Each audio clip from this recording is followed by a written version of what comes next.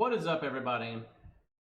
Oh man, where to start? So the game animation. This is so random, by the way. So last night, I was gonna make a video for Genshin Impact, right? The new boss, and so I was doing that, and then when I recorded it, I realized my dumbass didn't turn the in-game music off, so I couldn't edit in the music. So I had to do it again.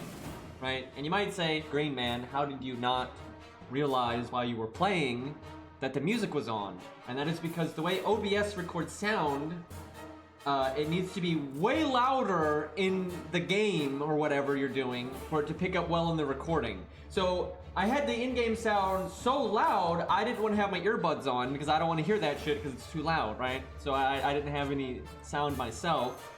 And so then I was like, fuck, I gotta record this again. So I go to do that. And then Cairo is all like, let's play Overwatch when I was gonna go edit. Like, okay, fine, yeah, I wanna play Overwatch, and you know, that was a good time and everything. And so we're done with that. I'm like, okay, now I'm gonna edit the video. And then it's like, oh, by the way, we just gonna, out of the blue, FGO is gonna drop Caligula animation update and Boudica animation update, just blammo out of nowhere, no warning, no stream, nothing. So then I had to do that. So a busy night for me there. So they buffed Caligula and they buffed Boudica. Unfortunately, I think both of their buffs are kind of bad. They're not very good buffs. Caligula's is nice in that Caligula's NP is already really, really good, but you use it for pure utility, where Caligula himself is more about the big normal card damage buff stacking. And so now if you do get his NP off for whatever reason, maybe you're using a K-scope or waiver nonsense, whatever, you get his NP off, it'll put defense down on them, so it also benefits his own normal card damage. But generally, if you're focusing on normal card damage with him, there's no way you're going to get an NP off with him. And if you're using him for the utility, which you do sometimes, his fucking NP is so broken in certain boss fights, but if you do that, you're probably not going for normal card damage with him at all. So it's nice, but it doesn't really help. It's so niche that Caligula's buff would have any effect on anything, right? It's very unimpactful for the way you generally play him. Hey, Jackie, thank you for the 7-month resub. And then Boudica's buff is more general use, but it's so weak. I was so disappointed with her buff. I was hoping they would, because Boudica's fine even before her buff. She's a decent 3-star, but a lot of the other 3-star supports are just better than her, so she doesn't make the cut very often. She's usable, but she just doesn't make the cut very often. I was hoping they'd give her a pretty nice boost, but all they did was they made her guts a lower cooldown, which is nice. You know, it's good. And it's targetable, but that's so fucking niche. I don't think people realize how niche that is outside of very specific kinds of setups. And then it heals for 2,000. But that really isn't a lot. Like, she had targeted guts and a targeted heal, right? Certainly nice, but that is not gonna swing her on, like, the barometer of being super useful or not. Right? Like, if you were going to bring her, you were probably going to bring her anyway because you wanted her art up, the crit up, the anti-Roman, right? Her having a targeted heal and guts is not, that doesn't even factor into it. It's more like a bonus. So, both of their buffs were kind of lame. There's some of the weaker buffs that they've done, in my opinion. They just didn't help that much. But they were both usable units anyway, I suppose. I mean, a lot of bosses hit for way more than 2,000. So a lot of times it's not even an extra hit. It can be. You know, sometimes it'll make the difference, but sometimes it won't. It's certainly not bad. Boudica is definitely better now than she was before, but it's a pretty minor thing. We're dropping some frames here, I see. Fucking can never get my ISP to have stable upload. And yeah, they added Caesar Fest, and it's kind of like a mini event. It's pretty much Scath Fest or Hag Fest, except it doesn't have the farming. It's just the Grailfront stuff. Which is cool, but it's kind of annoying because I feel like they're never going to use the Grailfront mode as its own game mode that you can just play whenever you want. I think they're always going to use it as, like, it's another round of, like, instead of doing hunting quests, they can do this, right? So maybe they do hunting quests, maybe they do Grailfront, maybe they do this or that, right? So I don't think they're going to do that much with it. It kind of seems like it's always going to be a limited time thing, which is kind of boring. But hey, it's fun to mess around with. Let's see, and yeah, they rated up Romulus, which is kind of awesome. I'm thinking about using my summon tickets on my main account. I've been stockpiling them because I used so much SQ to get Calamity Jane, but it'd be cool if I got Romulus to MP3, but I don't know, we'll see. I'd probably end up just getting Nero and punching my monitor. If you get 7 of the eggs, you turn them in for a Grail. We'll show off Caligula's animation update and Boudica's animation update here in a second, then we'll do the Grail Front stuff. I'll have to summon them for my main, though. This piece of crap ult account most certainly does not have them ready to go. I actually haven't done their buffs yet, unfortunately. I'm like 1 stage off for both of them. I was doing their stages for the animation update video, but I haven't played my main account since last night. It doesn't really matter, though. Caligula's buff really wouldn't affect him too much. Oh yeah, the AI is still terrible. I think it's slightly better, but it's still bad. Like, it's still a mess. So I think part of why the AI is so bad, dude, I've been having issues with FGO on my normal phone. I don't know why, but it's like if I'm connected to my Wi-Fi, it just will not let me connect to FGO. And then, but I can connect to it if I'm not using my Wi-Fi. But so it's just been weird, like unstable like that. And so I've had some times where I'm playing it and I'll lose connection in the middle of a stage. And so when that kind of thing happens, you can kind of see what's client side and what's server side, right? And I noticed from this shenanigans that the enemy movement and everything is mostly client side. So, you know, you kind of download parameters for them to follow right before the stage starts, and then they just kind of follow that. It only has to reconnect to the server after they take their turn. So they're using similar like game logic, I suppose, to how the enemy turns in the regular game mode. So I think a big part of why their AI is so bad is because of their game logic. I don't think they have systems in place. Like, if you look at how the enemy turns are done in the regular FGO game mode, right, and how wonky it is with like the way you can save scum and stuff,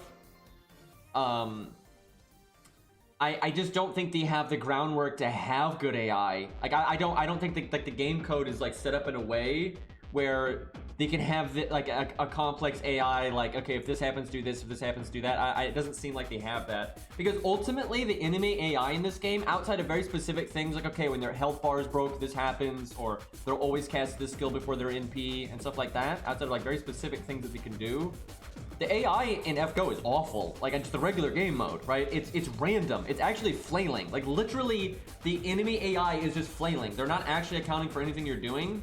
They do sometimes script them in ways to be like, okay, they're more likely to do this if you did that. Like, if this target has this many buffs, or like more, the percentage of them doing their buff removal is higher. They can sometimes do stuff like that. But ultimately, everything the enemy AI does is just random, and it's based on, like, they just give them certain percentages on doing certain actions, and that's it. Like, that's pretty much all the AI is, and then scripted stuff. Dude, I'm having massive connectivity problems. I'm looking at my internet right now, and my download is fine, and my upload is just ungodly inconsistent again. Dude, I'm so tired of my ISP, and I have bugged them over and over, and they keep saying, oh, we fixed it, and they never do. They never fucking do. It's so ridiculous, dude. But yeah, I'm dropping frames randomly. Like, sometimes I can see the connection is just going up and down, up and down, up and down. It's ridiculous. Alright, let's see. What are we gonna do here to show off Caligula? Or I gotta... Actually, we'll show off Boudica first. So I think Caligula's new animations are pretty good, especially for a bronze. You know, they reanimated his chest a couple of times so he could, like, kind of change his... Like, when he's doing his punch flurry, you know, his chest actually moves so it doesn't look so stiff. Unfortunately, Boudica is not like that, and as far as I can tell, they never reanimate her legs ever. They never reanimate her chest ever. They never reanimate her head ever. They only reanimate her arms, like, once each. That's it. So they basically drew her once and then drew her arms twice, and that's all that's it. That's all they did for Boudica. So her animations are really stiff. The choreography behind her animations look just fine, but the implementation of them is very, very bad. It looks very cheap and rushed. I'm looking at my main account and I just cannot find Caligula to save my life. There he is, Jesus. Alright, then I gotta slot Boudica. We'll give her just Golden Sumo because when in doubt.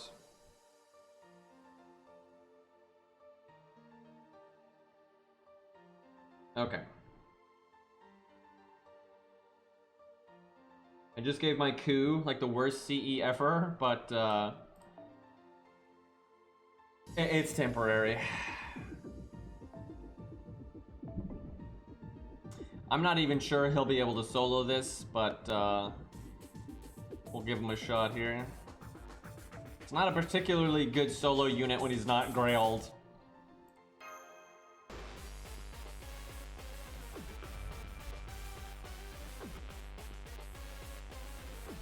Yeah, unfortunately, I think Boudica has some of the worst animations I've seen of like a newer unit. I like the idea behind them. Like the idea behind them is fine. Dude, I am so pissed right now that I'm having this connectivity problem.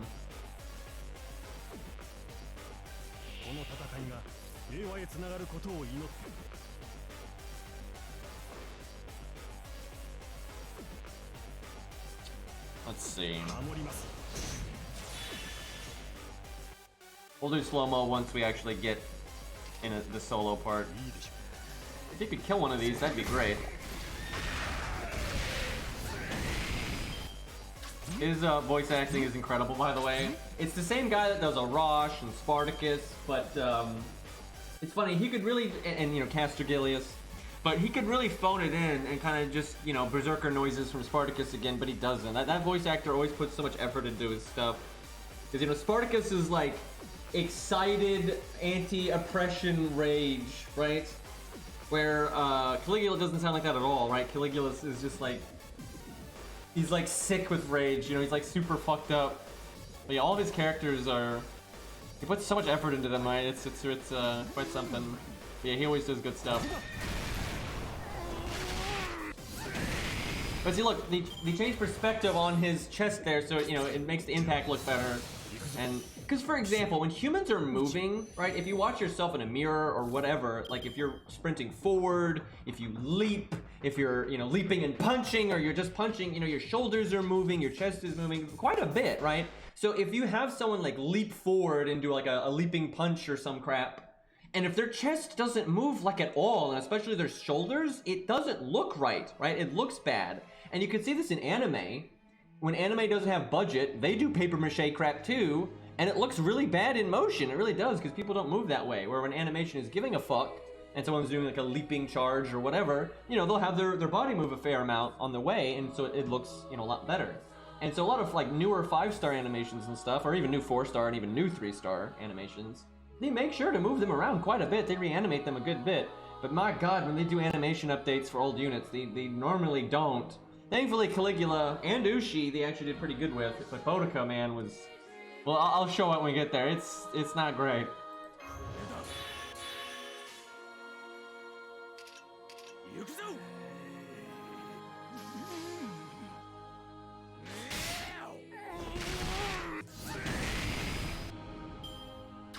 When we do his NP, well, I'm gonna turn the music down and turn his voice. Why did I bring Leonidas?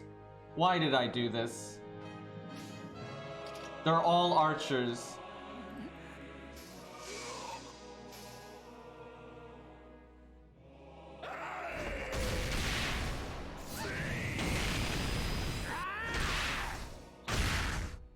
I gotta say, look, they reanimated his chest there 3 times. But, so, you know, it looks fine. It looks, you know, it flows good. But anyway, I'm actually tempted to grail Caligula on an account. I don't know which one, but I've always liked his gameplay. I'm not a huge fan of his character because all the Nero nonsense. But, his voice actor is so good, and his animations now are just awesome. And I have always really enjoyed his gameplay, so... I'm thinking about it. I'm not sure which account would do it, but, yeah, it might happen. Dude, Leonidas is, like, never gonna die.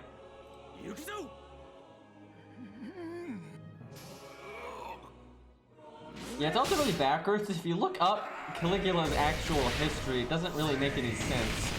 It's kind of backwards.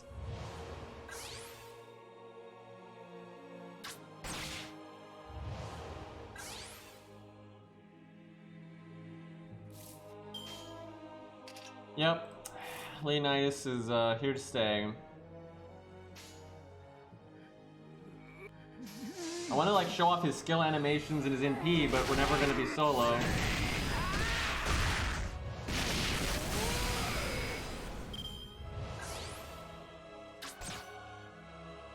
Average Nero fan.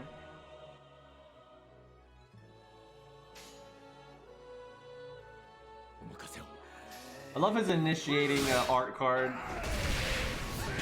The yell on it is just so... Like, what is wrong with this man?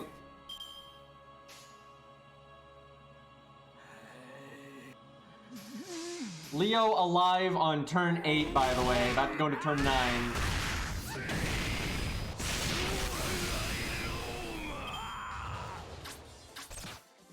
Thank God he NP'd Leonidas, so he actually killed him. Just took 9 turns is all. Okay! No reason to cast a skill here, unfortunately. Do I just NP to show it off? Yeah, we'll do that. Let me turn it up.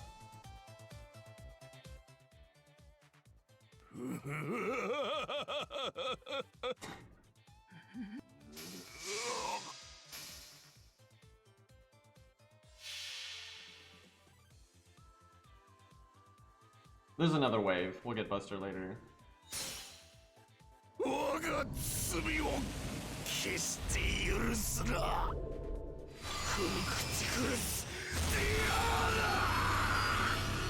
I think he actually they added, I think, 2 new voice lines to his NP, and they're both pretty great.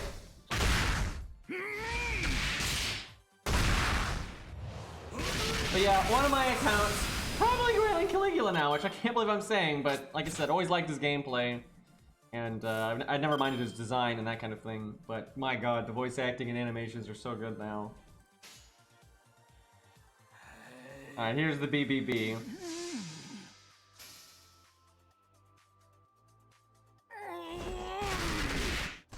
Look, they actually reanimated him like twice during that. Like, they put so much more work into Caligula than they did Boudica.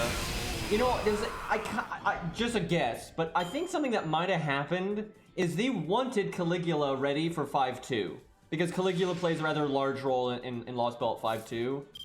But, everyone was like, it's so weird he didn't get an animation update there. And I think they might have actually wanted that. Like, months in advance, they were like, oh yeah, we should update Caligula here. But they just didn't work out. They didn't have time, they didn't finish it, you know, whatever. So I kind of think maybe they had done a chunk of it. And they're like, oh, nah, I'm not gonna make the deadline, just drop it, we'll revisit it later. That's why they've added it so randomly here, right? Like, a lot of these other animation updates, they've waited until it's thematic, like with Ushi. So yeah, it wouldn't shock me if they were like, yeah, let's do Benkei for 5-2. Ah, fuck, we're cutting it on time. I guess Caligula gets the cut, right? And then, but they got some of it done. And so when they revisited it later, right, the combination of them kind of working on it at 2 points probably allowed them to do more with it than they originally were going to. Because I'm surprised at how animated he is for a 2-star that's old, right? Not like a new 2-star. But yeah, who knows? It's just a guess. Because we look at Boudica, so much less effort went into that. Like, holy crap, so much less effort went into that. And I would say Boudica is a lot more popular than Caligula. Caligula's always had the meme factor, and he's always been kind of a good budget unit. And has, like, you know, randomly done insane damage and things like that. But I don't know, I kind of feel like, they had wanted to do this sooner, because it's so random to do it now. Land all those buffs. I should give him the buff success chance command code when I do stuff like this. I wish what they had done was his Imperial Privilege or his attack up would put defense down on the enemy instead of the defense down being on his NP. That would have directly helped him out in you know, the circumstances you generally use him in.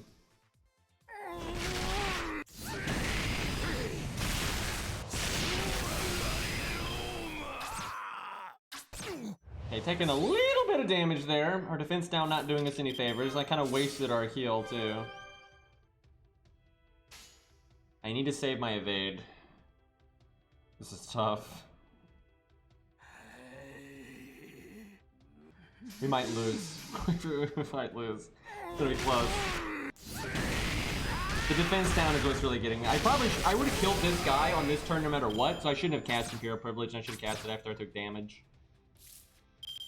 Okay, I'm just gonna cheat a little bit here. Y'all see nothing?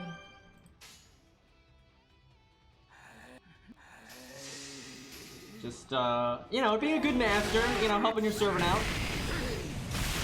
As you're supposed to do. Actually, we could have won. We probably could have won if I just evaded there. I'd have to win this turn, which I'm not sure. Actually, no, we would have won without that. Because that's right, these guys only have 1 action per turn. I forgot about that. So I would still be alive. That one attack from that guy would not have killed me. I totally forgot that these guys only get 1 action per turn. So, yeah, we would have won without the command spell. But safety net is nice.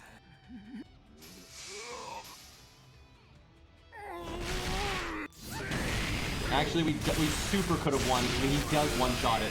Wow, we really did not need that command spell because I could have just evaded that last turn. So, and then just killed it before he ever NP'd. Shitty master. Yep, bad command spell management. I like getting bones though. All right, now we'll show off Bodica's and Cry. Again, the choreography is nice. Her new character model is nice, but oh, there's assassins here. That's not going to be the stage then. Let's see. Can you bring a rider in the Grail front? No, I don't think you can. And you can't summon a support, so that won't work.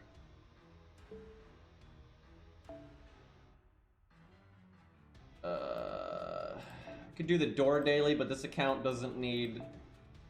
Oh, here, we'll do one of these. These are... No, there's no way. If I do the CE thing, there's no way those guys will kill my taunt walls. Like, not a chance. I could use Ember XP, but that is assassins again. Okay, it's time for a free quest. Not one of these. No. Back it up.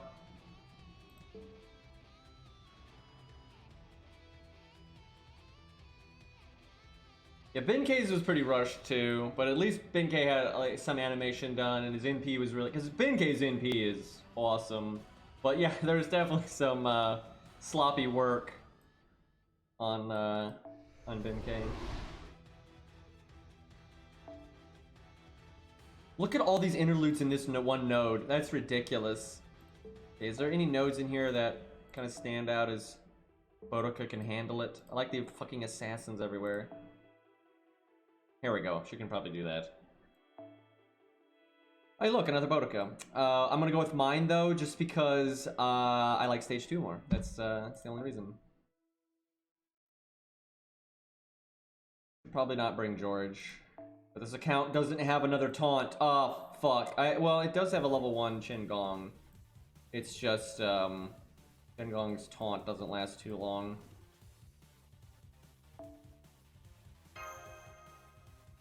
Oh boy. Also, yeah, Golden Sumo. Pretty good. The buff's it's a 2k heal. Like, you know, whatever. Hey, Marps. But yeah, her character model, way better! It's a million times better. But yeah, her animations, man. Well, you'll see. Her extra attack, her NP, and her Buster are pretty bad, in my opinion. I like the choreography. Like the idea behind all her attacks are fine. Like, no problem. All right, there's sabers here, so have Leonidas go first.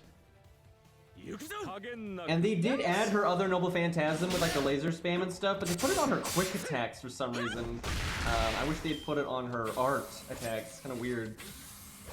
Yeah, her long-range Buster is her, like, name-revealed NP, where she shoots the big blast, and her quick is the, like, where she can just spam it.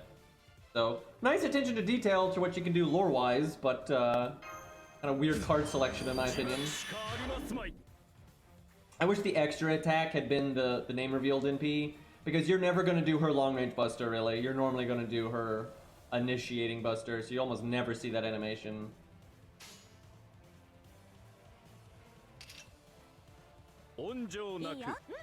Her art are probably her best moves. I think it's one of the only times to reanimate her ever is when she does the shield bash.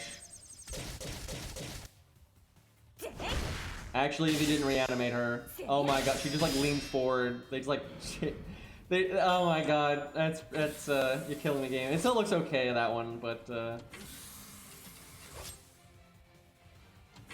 y'all crit, damn it. Alright, give me watch this Buster, man.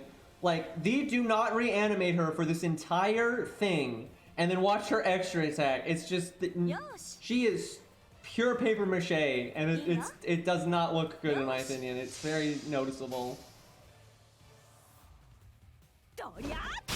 Like, that's just, my god. Like, she's not actually moving at all. And look, it just looks terrible. Like, what the hell? Like, she's totally frozen. And she's just like wiggling her arms around, but nothing's changing perspective at all. And the worst is the NP. I really think her new NP looks atrocious. Like her face doesn't even move. Like she's like a statue here. Watch this nonsense. That's like her best animation right there. And I could not get her to do that in the video to save my life. I had her cast her skills like 9 times and she would never do that animation. And I recorded it. At least the chariot exists. I think all of their effort for her just went into drawing the horses once and drawing the chariot once. Watch her carefully. Like, watch this effort.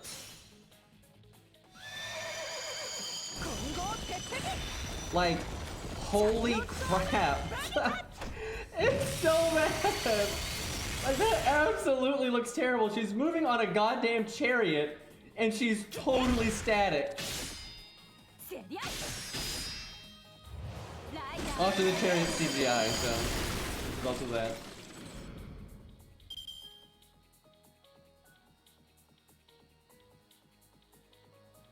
Yeah, I'm very disappointed in her animation update. I'm very happy that her model looks better, and I will say her long range buster looks cool, and we'll show that off here. Actually, I'm not sure this animation will do it. We'll see. I think it will. But you can just tell they're going out of their way to. I don't think in any of her strikes, in any of her moves, I don't think she ever gets her shoulders or her chest reanimated. They reanimate her arm like once, but I don't think they ever reanimate her chest ever, which is absurd. I think no, not even there. I don't. When she's getting hit, I still don't think. Also getting crit, by the way.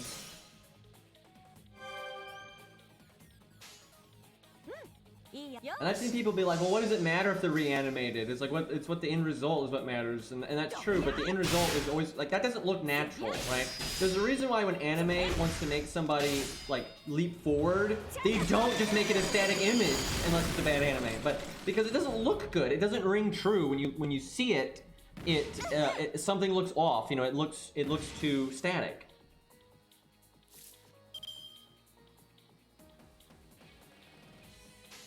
Because yeah, her, like, even on her art attacks, which I think are her probably best looking attacks, it just looks wrong that her, like, her torso is never reanimated.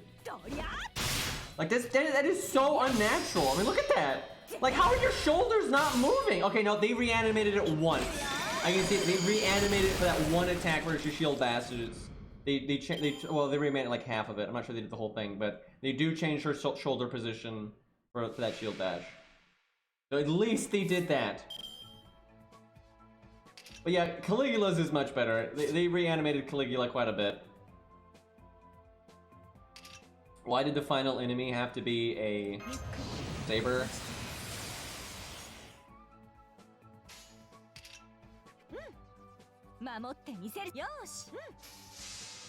But yeah, character model better.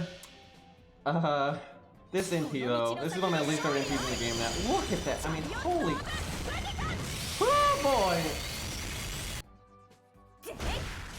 I like the idea though, the idea behind all the animations is fine. And I do like the, you know, just an old hit it with the sword and shield bash, you know, that's good.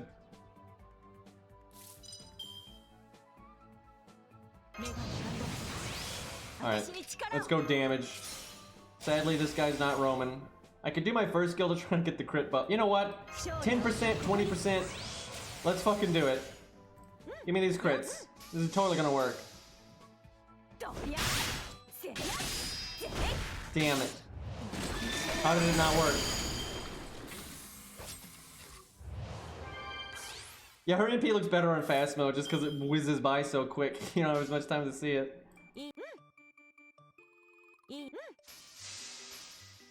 Oh, I'll show for other quick attack. I don't think I did that.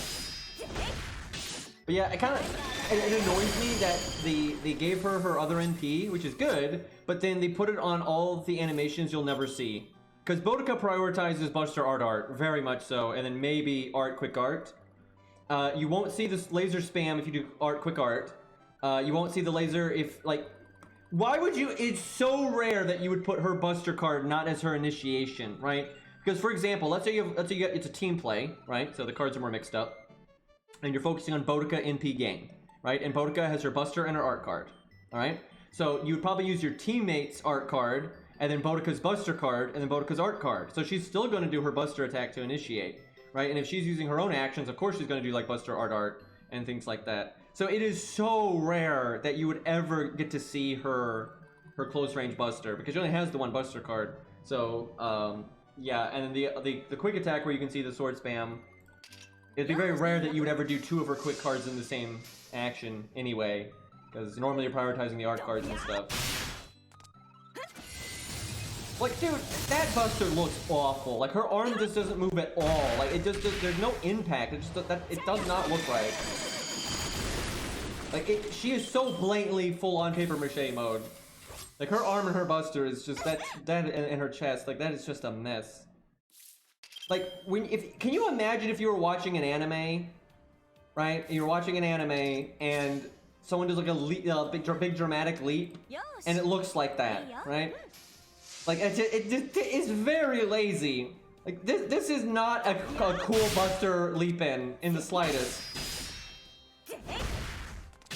And like, when they make a new unit and they do an attack like that, they generally do animate it more, so it does look more natural and it doesn't look so static.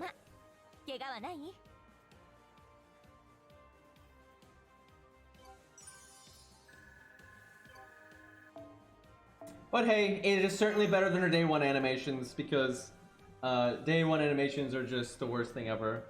And her character model is obviously much better. Your day one, you look worse, and your attacks are just the worst. Like, they're so bad.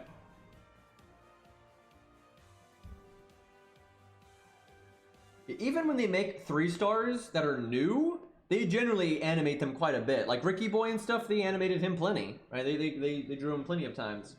It's just when they do animation updates, they don't do too much. Okay, I think we can do the Grail fronts now. There are still so many people with shitty animations. Shakespeare, Mozart, Sanson, David, let's see, Protoku, regular Romulus, Matahari, Asterios, Darius, Blood Axe, Phantom. Fergus, kind of. He's not quite day one, but he's close. Same for Dearmid. He's definitely better than day one, but he's in that department. What else? Let's see. Hohenheim, Jekyll and Hyde, Leonidas. I don't know why I forgot Leonidas. That's a staple of needing an animation update. But yeah, we're getting there. Oh, Gilius, Saber Gilius, Kiyohime. No, Beowulf is a good bit ahead of day one animations. He's not great or anything. We could certainly give him an animation update, but like his character sprite and all that is way better. Like, holy shit, it's way better. But it's not top tier by any means. But yeah, there's still quite a few. Oh, and Clown Boy.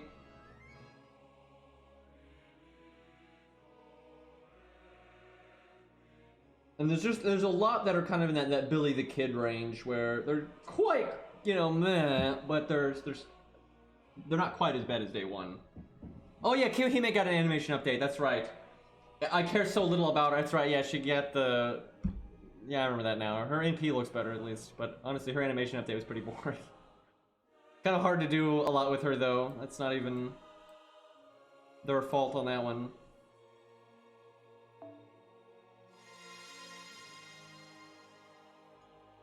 Look at this man.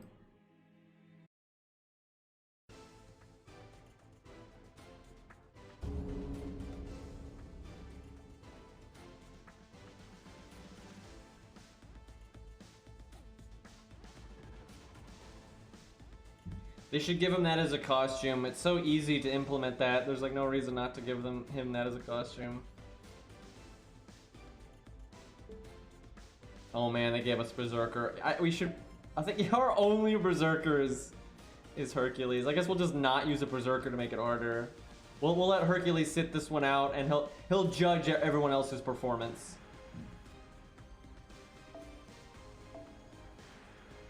I wish I had Babbage leveled. Let's go Geronimo. I'm gonna regret this so much. Why am I using Geronimo? There's no good reason to do this.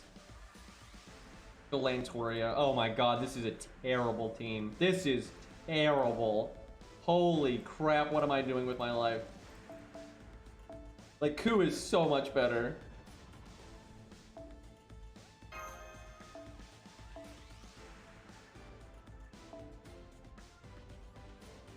Oh god.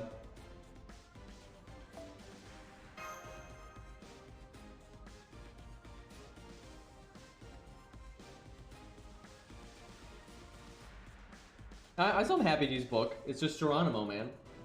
We'll use Book. He'd be better than Geronimo here, I tell you what.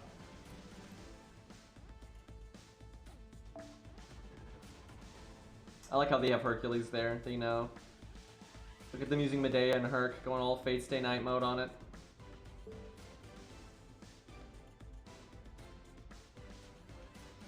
Alright, let's see here.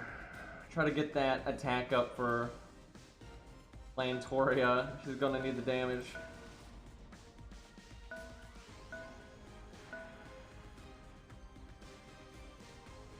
Poor Robin, getting stuck with this nonsense. So I guess it's like half Fate Extra, half Gudda Gudda.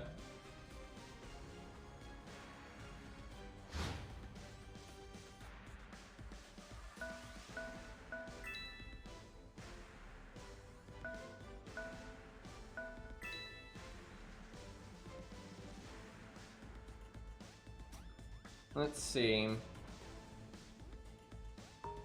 Guess I'll go here. I don't want to get in a 1v2.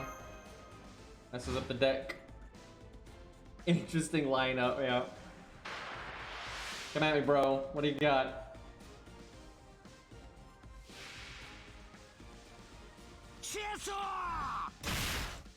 Look at him critting me. Look at him critting me again. Dude didn't even make stars and he's over here double critting.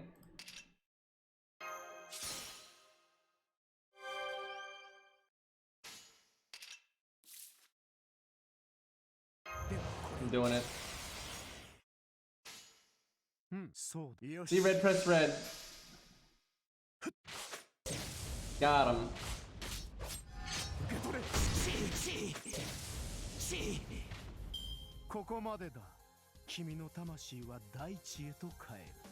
What's funny is that didn't even help. I would kill him next attack anyway, so that pretty much did nothing. Alright, I did kill him, excuse me, I thought I didn't. I was looking at chat and I thought he lived. I don't know if I wasn't paying enough attention though, so I don't know if it was like close or not, like if I needed the damage up or if he would have broken it anyway there.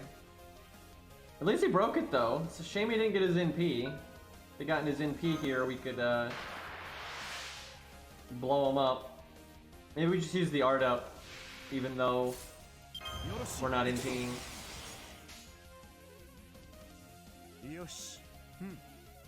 Get him, get him, get him!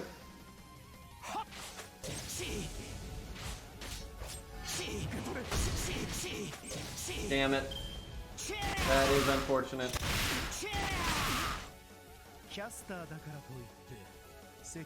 Those cooldowns, yep. Man, I have to use 10 points because I didn't kill him there. Do I NP for the heal? I'm gonna say no. Let's not be that stupid. But I'm gonna watch these stars, boys. Get that overkill quick up.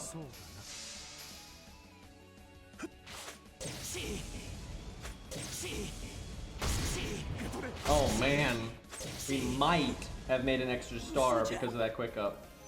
What an amazing skill, chat. Maybe did like an extra 100 to 200 damage and maybe made a star. Imagine when you look at it in that context and you think about clicking the button and it like would do 200 damage to the enemy and you make a star, you realize just how bad of a skill that is. Okay, that is a Rider. Why did I send a Lancer up there against a Saber? I wasn't really paying attention. Dude, and Lantoria is so bad. She's so bad. Like, listen, this kind of context, like, we're 1v1ing here. Oh my god. Is that a new voice line? I feel like Romulus has infected, all of his minions.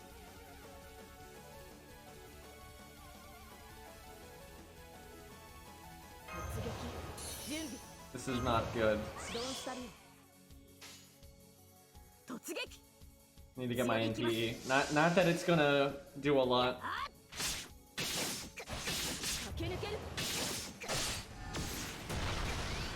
Yeah, lore-wise, you didn't get your NP. Lore-wise, Lantoria would win this quite easily, but gameplay-wise, it's not the best. We are in so much trouble right now.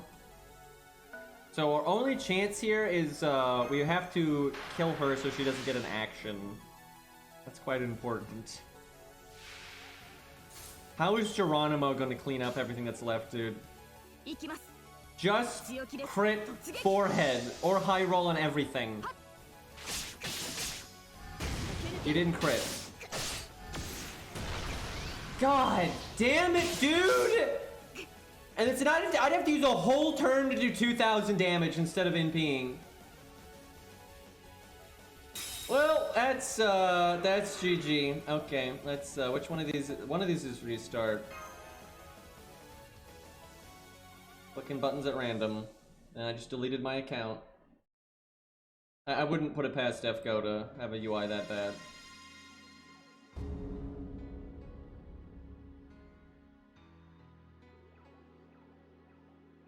Okay, we're gonna need to bring a better Lancer. To be fair, it wasn't Geronimo's fault. Geronimo did do what he was supposed to do.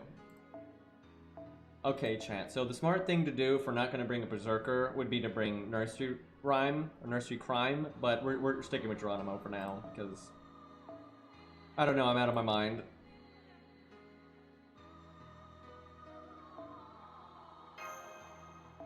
That's not a very good CE for him, to be honest. It's not actually that helpful. This is one of our better CEs for this mode.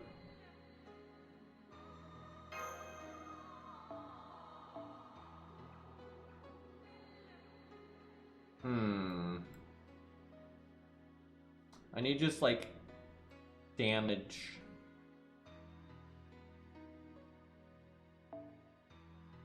Yes. That is the way. Wait, did I give Ku a CE? I think I did. I think I gave him Art of Death. Yeah, Yang CE would be good. Okay, yeah, he has Art of Death. Okay. Fuck you, game! Oh my god. Well, I was clicking off to oh my god. Game. You piece of shit, game.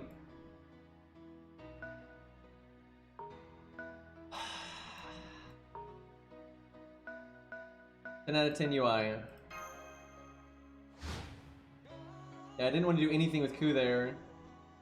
Just wanted to unhighlight him.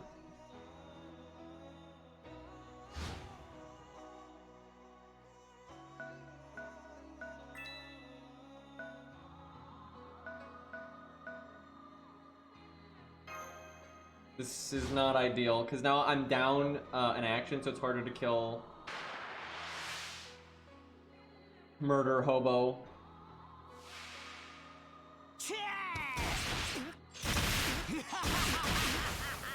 Why must you crit so much, sir?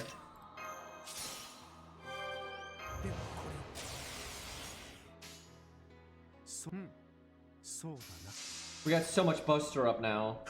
We're a bruiser, boys.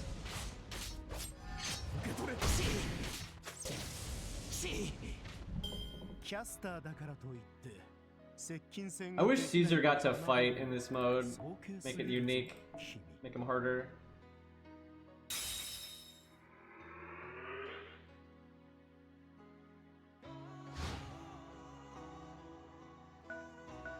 Like, normally I think I'd only have to move once there if I'd done that right, but okay, can I one-shot him? That would be very helpful if I can.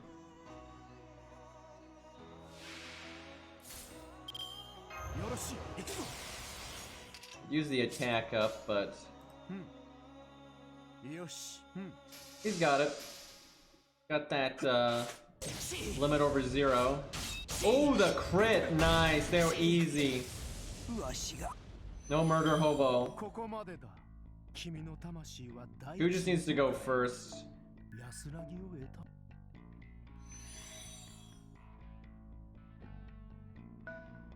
Which actually I don't think he can. I don't know. That was kind of a mistake. If I had one more movement, we'd be fine. The AI's throwing. Although not exactly, because this is still him counterclassing actually, so. The last time I backed up Geronimo, that's right. Wow, that's not ideal.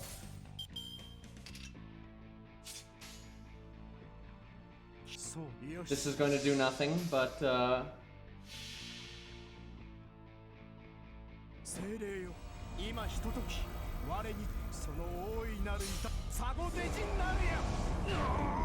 thing is, that's not how you want to use Guts at all. That was not a clutch Guts, that was a terrible Guts. You want Guts to go off when the fight started and you only have like 2k health. You don't want to go from like 100% to 0 like that. It's terrible. 2v1, yep.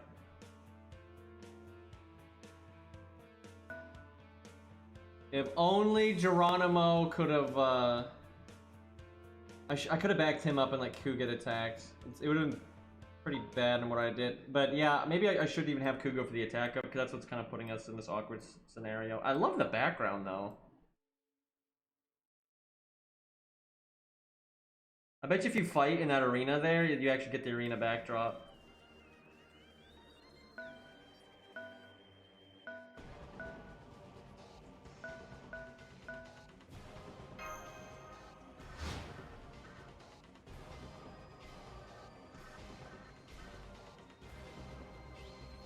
Oh yeah, it's funny, lore-wise, the wolf is like really active in fighting, actually.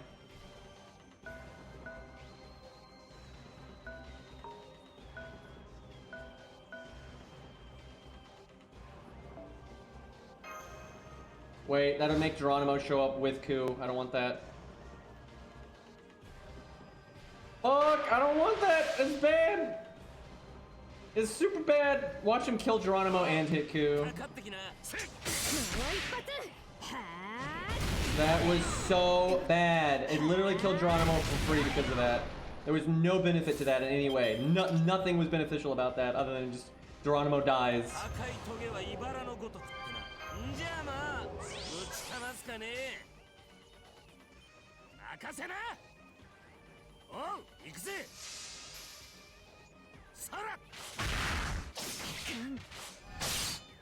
Probably could have done an NP gain combo there. That probably would have been smart.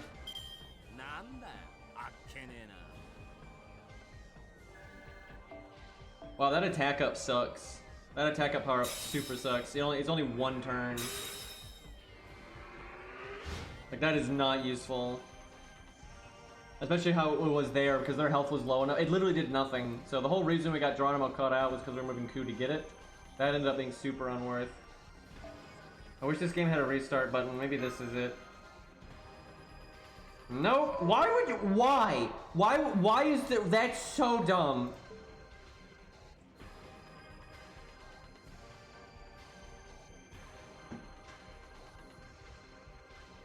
Okay.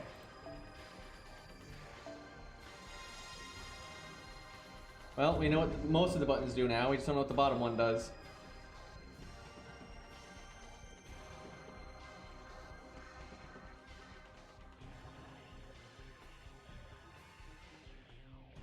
That is one way to reset.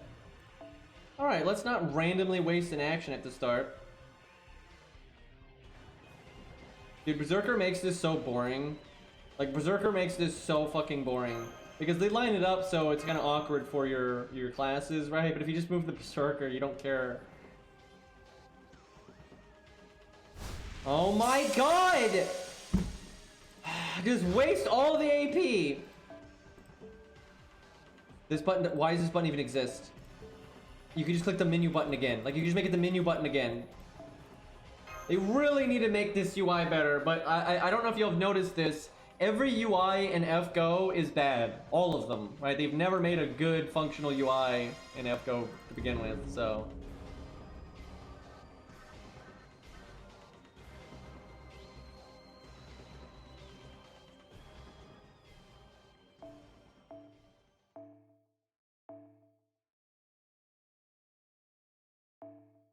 Really want to get that other Art of Death.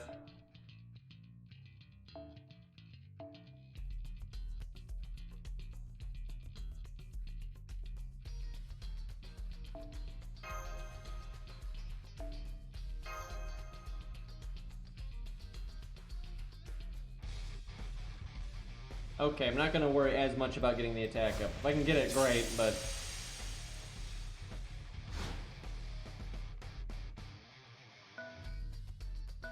the things I do to not use Hercules.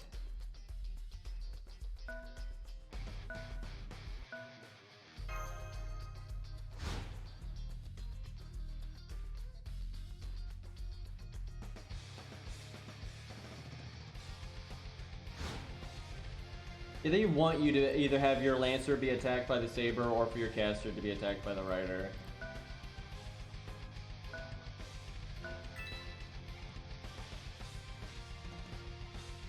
Could totally move Geronimo up and have him fight Nero. Could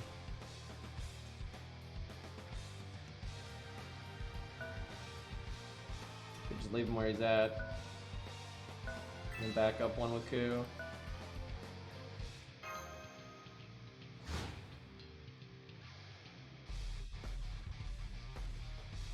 Yeah, come at me, bro.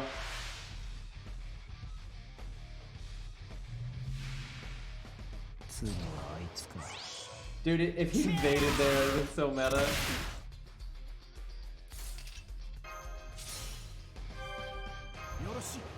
Alright, big damn.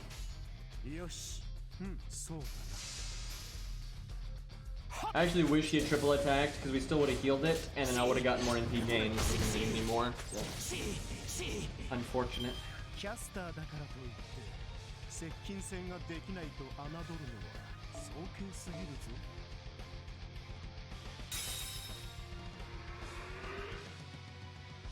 This is way better for us now though.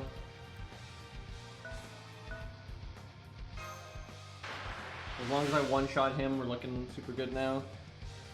Don't have to fight my counter class.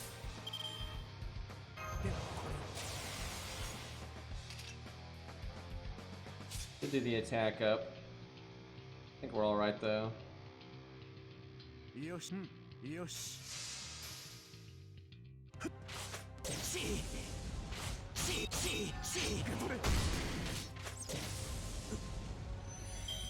If we didn't crit, that'd have been really close.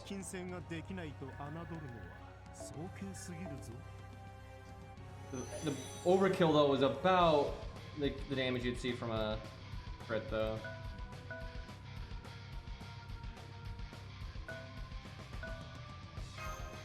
Alright, who's he gonna lead with? Probably Nero. Yep. I don't know. Just both. It's not really a smart thing to do.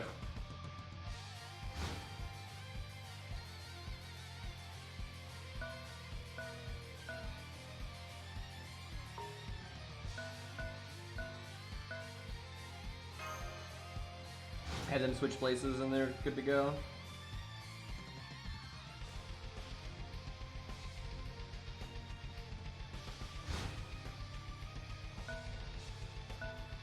Oh yeah, it takes 10 to switch.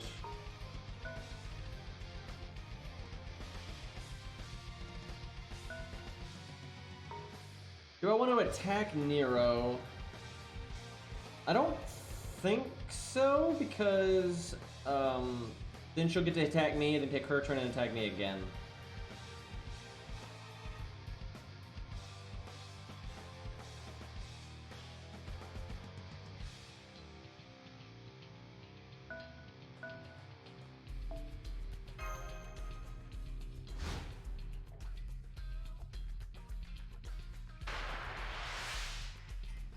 If I could somehow get my NP right now, that'd be great. Really? Nero, please.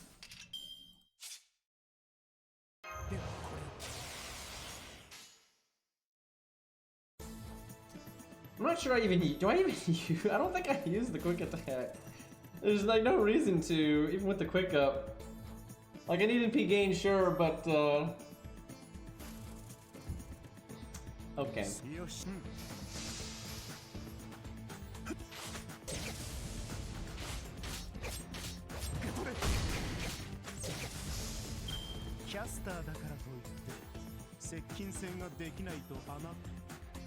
Didn't finish the voice line.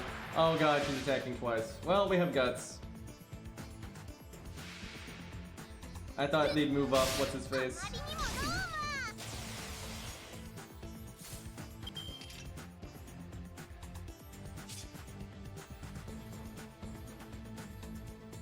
Worth the attack up to try to break this health bar.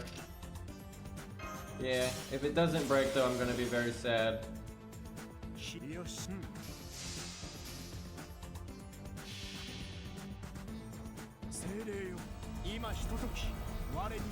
I swear, one of these stages better have all Roman servants. I don't think I needed the attack up. That did way more damage than I was thinking it would do. And I don't get to do the art. Yep, nope, should not have done the attack up, because I could have done NP art.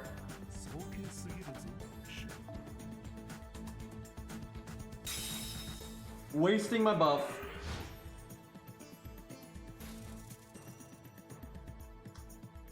So, I want Ku to get to initiate, but it's not that bad if he doesn't, so I'm gonna have him go, because the next time he fights, he's gonna lose his health bar, so I think I'm gonna evade here.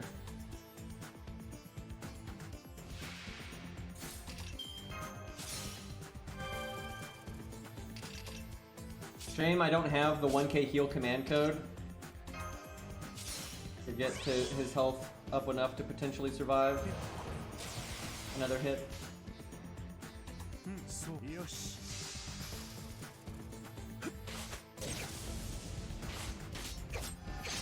Geronimo doing work though. He fucking, totally 1v1 murder hobo, and he might be able to take out Nero on his own. I think he is going to. I tell you though, if we had attacked on that one turn, we would have thrown pretty hard, because she would have gotten to attack us twice in a row.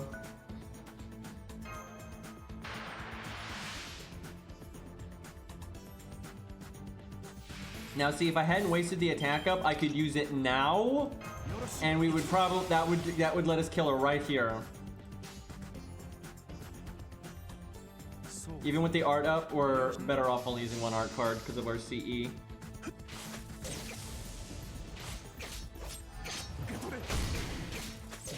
Fuck! Oh man! Damn it, dude! He was so close to greatness! And then he still would have had his extra life bar, dude. Yeah, see, now she gets to initiate and hit again. Damn it, man. The value was right there if I just hadn't used the attack up. I think he might go for the master, which would be stupid as hell, but...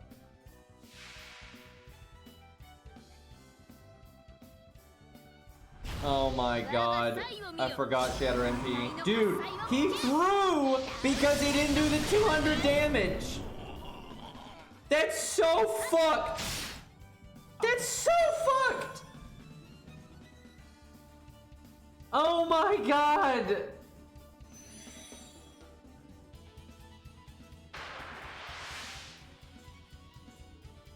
Man, he can do it though. He can do it. He's got to save the attack up for the right turn. Really? You're gonna do like all buster and then crit? Don't make me bring my berserker game. Although really, I think just bringing nursery rhyme would be enough. But we're not gonna do that. We can help it. We're pretty fucked. There's no way Ku's gonna stop Nero from just killing the master.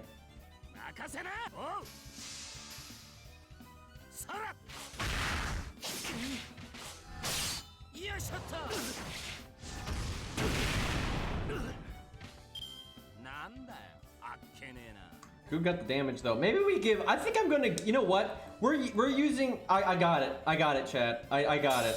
We're gonna give Geronimo the Art of Death. I think that'll. Well, that's not limit broken. That's not gonna be that much better than what he's got actually. What's left out here? It's just Robin. He might be able to win. If he kills them right now, like this turn, he might, because he's got his low health, so he gets the big attack up.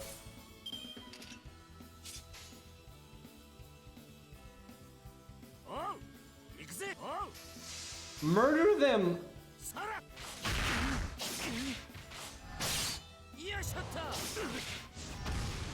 Well, I think we lose. Pretty sure we lose because of that. Because now I need so much. I needed to be able to like start moving towards Nero. I'm pretty sure that's death. And they got rid of protection from arrows, so that's pretty shitty. I gotta kill him here. I mean, it's not necessarily over because Nero it will die in one turn. It's just nah, we might be okay. Depends on what Nero decides to do. He'll probably hit the master.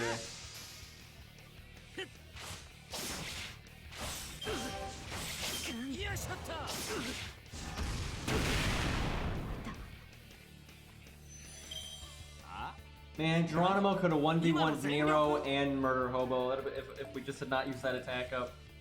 That would have been so awesome. And he still would have had his health bar too. Maybe she'll be dumb and go for Ku. I don't think so though. But she can't kill us. Just decks us in the schnoz pretty hard there. Alright, I think we're gonna win. Because Robin don't got a chance. We win, but my god, it does not feel good knowing that we could have gotten so much more value out of Geronimo. But hey, we only brought 2 units, didn't need the Berserker, feels good. No need for hurt.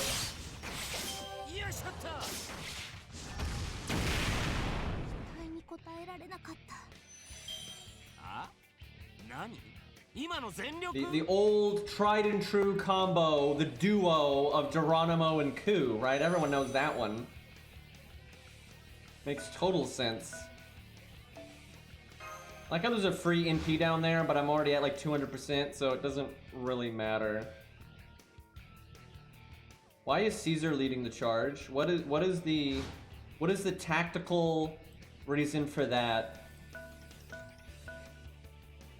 I always thought that was like the stupidest line ever in Code Geass, where when Lelouch was playing chess, he would lead with the king, and the other player would be like, "Why are you doing that? That don't make any sense." And it was always like, you know, you can't expect your subordinates to follow if you don't lead. And that might be true for like real life, but chess is not real life.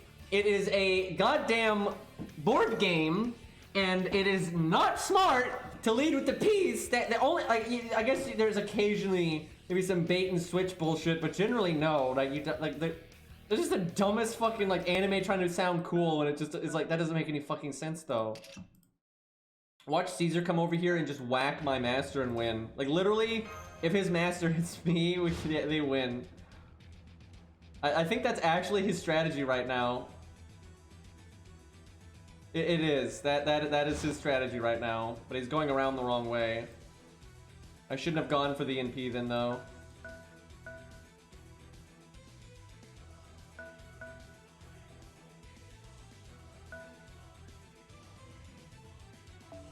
Yeah, actually, no. In this case, because my master's at 1 health, he is making the right play by moving his master. He's doing it wrong, though. Like he needs to. He should have split up. He needed to split up to make Ku have to fight Robin. But like his AI is like designed in a way where Robin is trying to protect Caesar, and that's just stupid here. You shouldn't do that. You need to try to get Caesar away from Ku, and you know, get a smack in. Come on, switch places and hit me.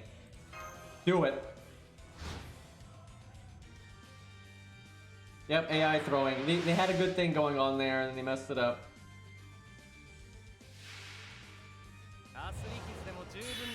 Dude, if he had cast his evade there and given himself sure hit, that would have been so meta. That would have been so freaking meta if he had done that. By the way, I can do my... This is so dumb. I don't even need the guts. I don't even need it. I just get the attack up again. The way cooldowns work in this mode is so broken.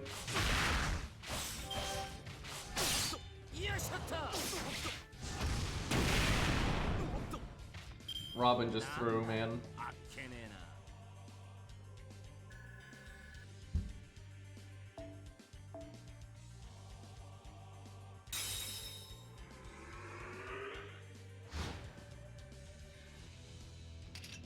This is sad. Doesn't even have a CE, man. Although his stats are nonsense. Imagine having 41,000 life on a Robin Hood.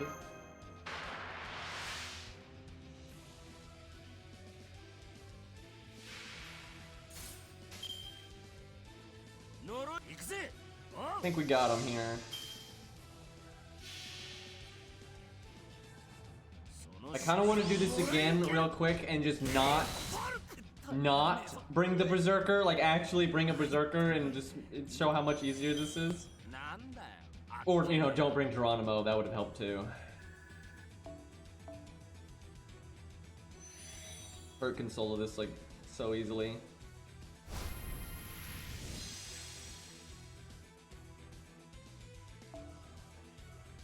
Caligula probably could solo this actually. The right CE. We'll do that on the main account, screw it. It'll take some work, but I think he's got the damage for it.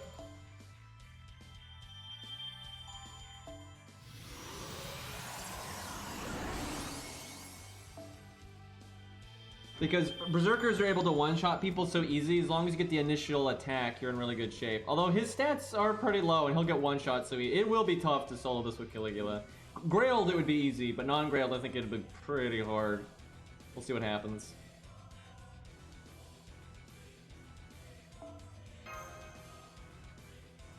I can't decide if I want to use summon tickets for Romulus or not.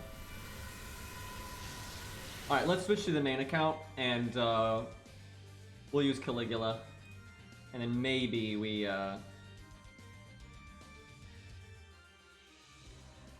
throw tickets at Romulus. I'm not sure. Like, I've already got him NP2. I'm totally happy at NP2. But NP3 is where you peak at NP damage, and so it'd be really awesome if I could just randomly get NP3 Romulus, because I do really like him. Alright, hold up. I gotta boot up Samsung Dex. Actually, because I'm having such weird internet problems right now, I might not actually be capable of streaming my main account. What I'm hoping I can do is connect to FGO. Oh, fuck, though. It's gonna make me reconnect to it when I want to make it full screen. Hold on. It might not work right now. I just cannot connect on my phone with on Wi-Fi. I've been trying for like all day and it just won't work. If I connect through data, it works. But to connect to Samsung Dex, I'm pretty sure you have to use Wi-Fi. I think. We'll see. Actually, maybe not. I think with Dex, you just need to be plugged into the computer. Actually, we'll see what happens.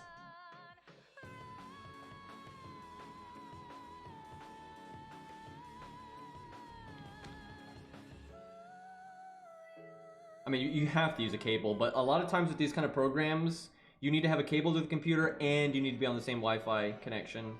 But I don't, and that's how like Flow is. Flow is like that, but I actually don't think Samsung Dex is like that, so I'm hoping this will work.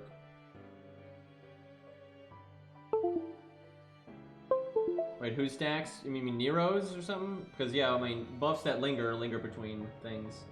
And a lot of them don't even count down one turn if you one-shot the enemy. That's why it's so busted.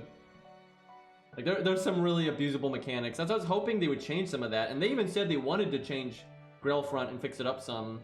But, they don't seem to have done that. Although, this seems like kind of a baby event, so maybe they're gonna do more with it later.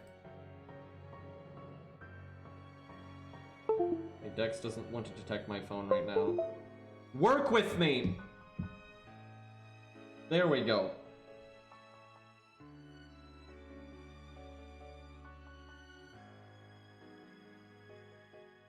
But this has happened for me many times throughout FGO's life. For just a few days, I just will not be able to connect to the FGO servers through Wi-Fi.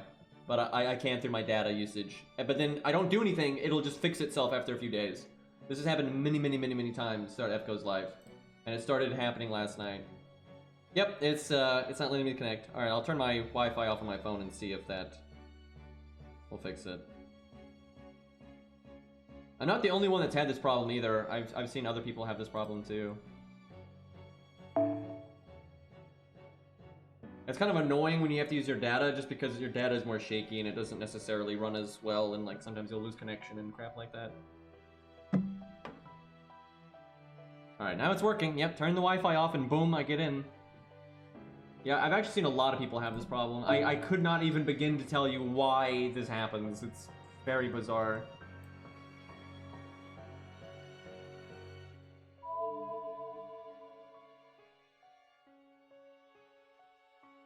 Okay. It's Caligula time. Have you tried turning it on and off again? I actually did. I did that last night. Do we use summon tickets? Let me look. What are we at? I don't think so. I mean, Romulus is so awesome and everything, but I got him in P2, which is good enough. And I've only got 1,100. Like, that's not a lot. Yeah, no, I think we hold on to that. Because seriously, MP2 Romulus is good. Like, I'm pretty happy with that. Because, seriously, 1,100 is not that much. If you get a bad spree of luck, right, like, you can get a lot out of 1,100, sure, but you can also get almost nothing out of it. So yeah, no, I should save my summon tickets. Gotta show off that willpower, man. Now, if I only had NP1 Romulus, I would do it. But I'm totally happy with NP2. Like, it's I never feel like my Romulus sucks at NP2.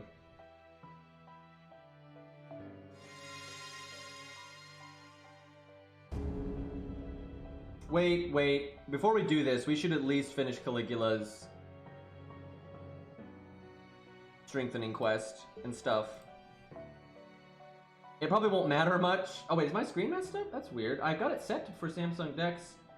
Oh, I must have my other... Yeah, I've got it set on both. There you go. I was trying to... I had both of like my screen settings going on at the same time, so... I turned on the Samsung Dex one and I didn't turn off the other one, so... Which is for Samsung Flow and BlueStacks. Because they're the same screen size, so... Okay, anyway, strengthening quest, let's go. Yeah, Boudica's only one off there.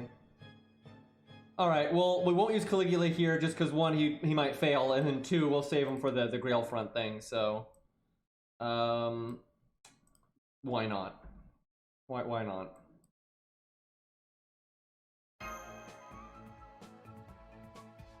Yeah, I know, I need a different program for like every account, it's stupid. If they would just fix Dex, I wouldn't, right? Like Dex just, I don't understand. It's so confusing. So Samsung Dex is an app made by Samsung, right? And what you need to be able to use two accounts on one phone is like something like Samsung Secure Folder, which is also an app made by Samsung. But for some reason, these apps do not play nice with each other. I do not understand it. And what's so weird to me is I could use Samsung Dex to stream, and I can while doing that, I can use Secure Folder to play any app but FGO. FGO will just not go into full screen if I use it through Secure Folder, so I can only stream like a little baby screen, which it's just tiny, and it just doesn't work, and I don't understand. And they've even patched it a few times and it still doesn't work, so. Don't get it, man.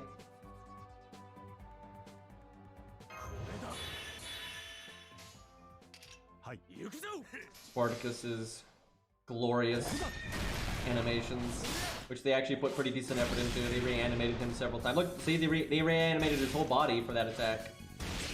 Honestly, back in the day, even though some of their animation quality wasn't as good, they put more effort into them. Like, Ku's animation update is really old. And so it's not like the best ever, his character sprite's not the best ever.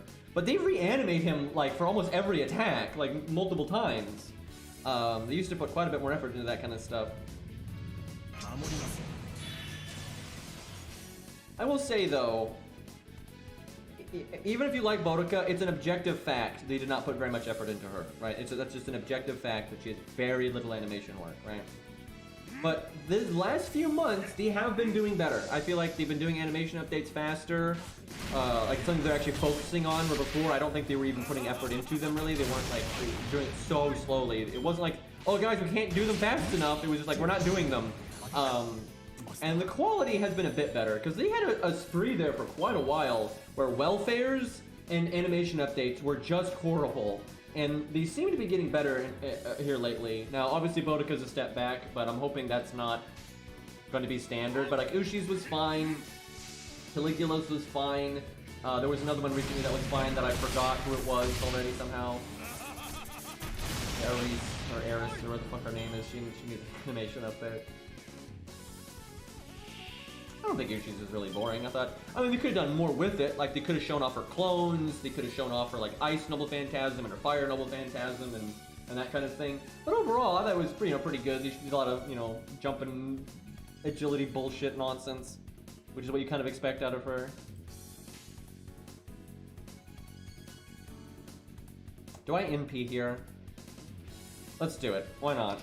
It'll be fine.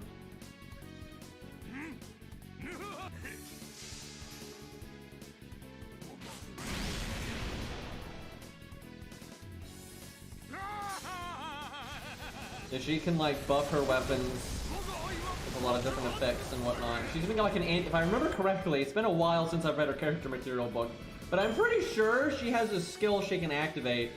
Actually, I think it's a Noble Phantasm. She has like a Noble Phantasm that's like all of the Wandering Tales or whatever, so it's a bunch of fucking effects. The FGO just focuses on the whole boat leap nonsense, but she has like a bunch of stuff. And I'm pretty sure one of the things she can activate is like an anti-demon effect, where she like wrecks demons, people have like demon attribute and stuff. And then also, I think it wrecks like spider monsters or something. I'm sure about the demon part, I'm not 100% sure about the spider part, but... By the way, I'm sure they've forgotten that she has that ability. So if they ever wrote a book with her in it, or made an anime or an OVA or something, where she like randomly fought somebody that has demonic, they wouldn't have her wreck them, because I don't think they even remember she has that, right? Now, if a writer made a book and they were really like focusing on it and stuff, then they might remember that. But if they did like a random OVA, or something, that they would totally forget about that and just have her like fight generically against a demon or whatever. I do wish, though, they had her buff her weapon with fire or ice or something, because they at least did that with the fire in the anime. I should wait one turn to do Buster nonsense, because I'll lose health and then I can heal. I mean, why whiff it? A Buster chain this turn is as good as next turn, so... Or the Buster up, I mean...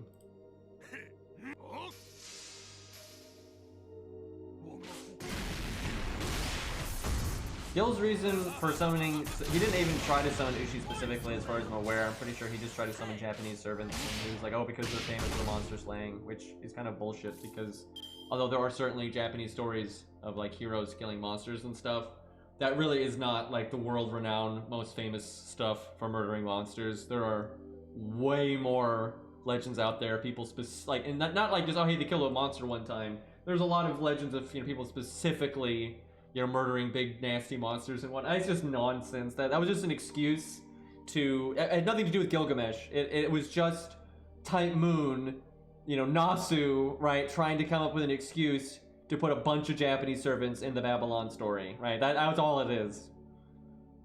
I wish I could NP right now, because then I could heal yet again.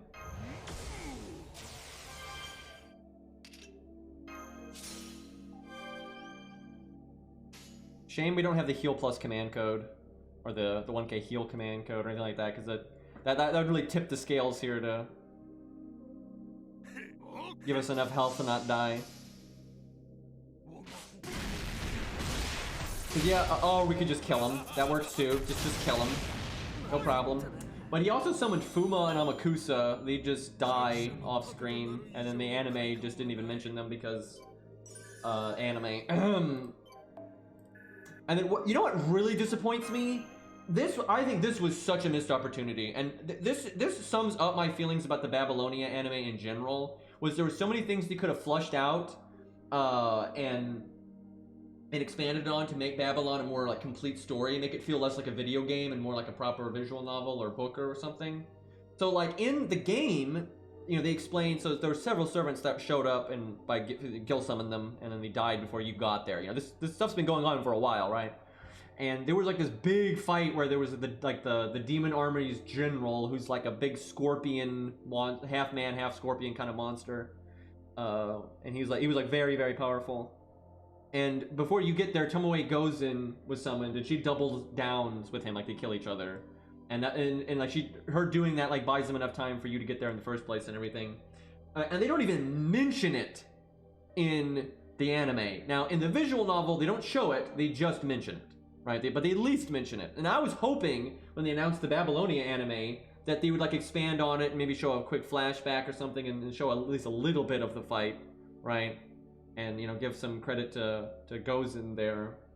Because when the visual, or when the game put out the Babylonia story, Tomoe didn't have a design yet, right? So obviously they're not going to show her and, you know, even like have a flashback or anything, because she just didn't even have a design. Where retroactively now with the anime coming out, now she does have a design, and so they could have worked that in and it'd have been nice, but you know, they didn't. So yeah, every opportunity they had to kind of flush the story out and stuff like that, they didn't take it. They actually kind of did the opposite for the most part, so that was kind of disappointing to me.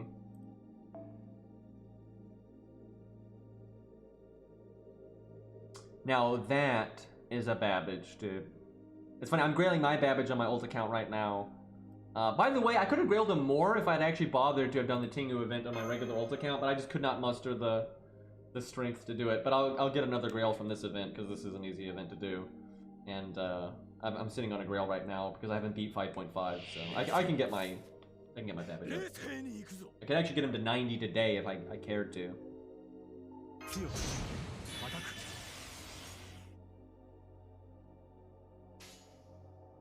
Yeah, Amakusa actually normally is not summoned as a ruler, and the only reason you summon him as a ruler in FGO is because they like to have their playable version in FGO match whatever media they were like kind of introduced from, or they're famous from, because everyone's used to Amakusa being a ruler, so they want him to be one, right? But normally I think he's a caster, if I remember correctly.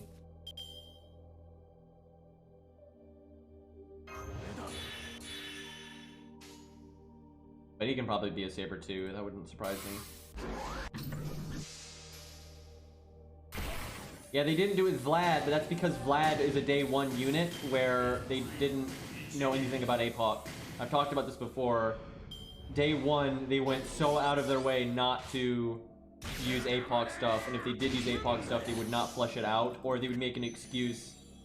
So like in Atalante's case, they just, you know, when she's in the story, she's like fucked up and can't speak, right, and doesn't say anything, so they can't characterize her incorrectly. But they didn't mind putting her in the game because like her NP was described pretty clearly in the book, and there doesn't take any effort to make it, right? Now obviously they've changed it since the anime, made it look more like the anime version, but the original version didn't like portray the character or anything. It was still what it's supposed to be, because how are you gonna fuck that up? Where with Vlad, they clearly didn't want to touch that with a 10-foot pole, because there was no way for them to know what his Noble Phantasm was supposed to look like with the way it's described in the book, and it didn't have official design yet, so they had no idea how to do it. So instead, they came up with a reason to, A, just like with Atalante, have an excuse for not characterizing him the same way. That way, if he's not matched up to how he's supposed to act in the book, like, well, it's fine. He's not Lancer Vlad, guys. It's Berserker Vlad. So it doesn't matter if he's not acting the same. And then that's an excuse for them for him not to have his normal Noble Phantasm. So they don't have to, you know, design it and fuck it up and so on and so forth. That's how FGO was day one with APOC. They would just jump through hoops. That's why Spartacus's original bio was just, that man was nothing but muscle. That was Spartacus's entire original bio. Like that, it's dumb. Like, and I've always bitched about how annoying it is that APOC got so screwed over by that. Like if Vlad had just happened to have been added to the game way later, like down the road, like Achilles was, he would be a Lancer, and he would have his proper Noble Phantasms and everything. But just because he was added day one and they were lazy fucks day one, they didn't. And now he's fucked forever, because now they don't want to add Lancer Vlad because it's too similar. So yeah, not a fan how that's been handled over with APOC. Because I like Lancer Vlad.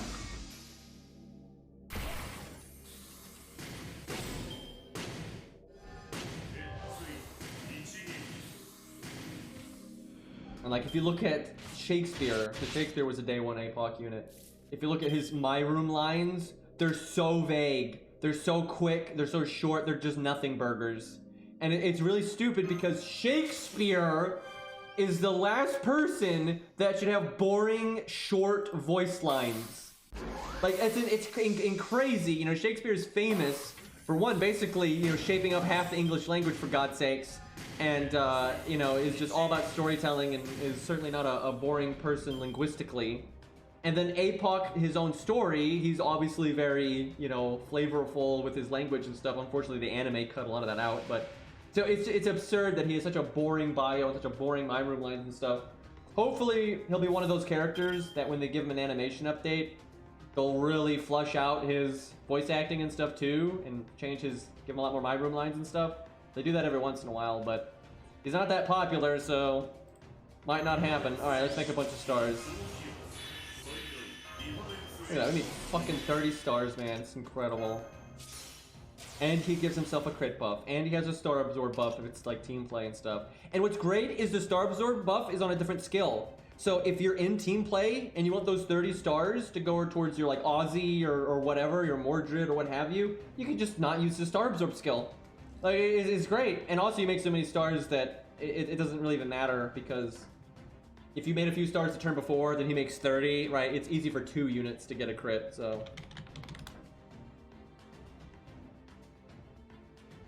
Yeah, that Babbage's buff was just, like, my god.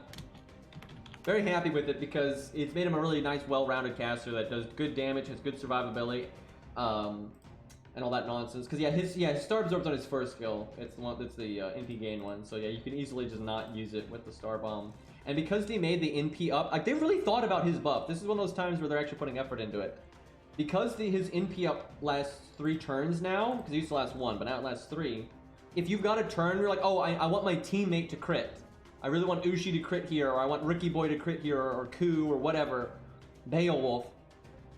But Babbage isn't ready to NP yet. Or maybe he does, but I don't want to use one of my actions for the NP. I want to do the normal card crits. I want to NP next turn, or the turn after. It's fine. It's okay to use his 3rd skill and make the stars, because the NP up lingers, and you can use the NP later. So it's just very easy to like to maximize the value out of his kit. You don't have to be like, oh, I need to just miraculously get these cards on this turn with the NP, and then like you don't have to do that. You can space it out, like if you get bad RNG or whatever, it's no problem. And also, his skills just give a huge amount of value anyway, right? Big value and also easy to get the value out of them. So it's just awesome. Fucking great budget unit now. I'm really hopeful he gets an animation update, because he's so good now.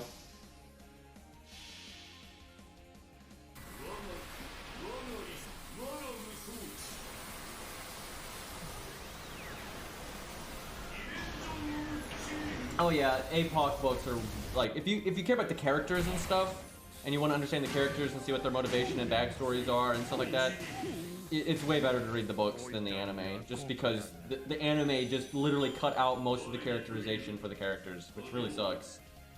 There are cool things about the anime though, because you get to see the characters with voice acting, and that's awesome. You get the music and that kind of stuff. So the anime still complements the books in my opinion, but the amount of cool shit that was cut out of the anime is just, it really sucks. I think the books are much cooler. Like Adam just gets to be so, he's, not only is Adam's fight scene longer, and Adam has more like feats of strength and stuff throughout it, but so does Chiron. But it just articulates and explains so much better why Adam is such a scary noble phantasm and everything, where the anime made him like a monster of the week that didn't even matter.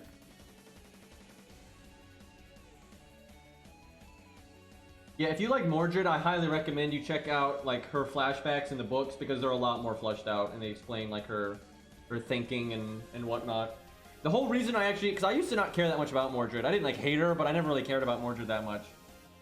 The reason I started liking Mordred was because I read the books, and I think it's in volume 3. She has like her big flashback, and it's a lot better than the anime. And like when you kind of see like why she was thinking what she was thinking and stuff, made the character a lot more relatable and interesting. And so then I was like, okay, Mordred's pretty awesome, and she does have cool armor. So and then kind of just went up from there. Look at Max's messages. In P6 Mordred, let's go. Well, unregistered Spirit Origin. It's funny, if that ever happens to me, it'll probably be Mordred as well. Because I've intentionally tried to get NP5 Mordred over the years, right? I've rolled on her a few times. I got her in GSSR. I picked her as my free 5-star with the 5-star ticket. So I eventually got NP5 Mordred. So if I ever get spooked by Mordred, which could happen, right? If I roll on something, I could just randomly get spooked by Mordred, I'll get it on Registered Spirit Origin.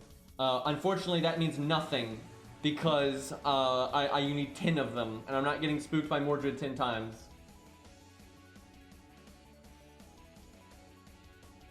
Wait, I missed the beginning of that, Max. Max, I so wish your name color didn't change all the time, because it always makes it so hard for me to find you in chat. Something about level 90 Mordred. I mean, I don't have a US unregistered Spirit Origin yet. It's just it could happen. I just need a Mordred spook. And then I guess if my ult account if they ever got an Achilles spook, that would do it too. Yep, Max's Mordred is bigger than mine. Mine's good. Mine's level 100, NP5, 10, 10, 10, all that stuff. But I don't have the faux pause, and I don't have as much 2k foe. I have some 2k foe, but not max. Wow!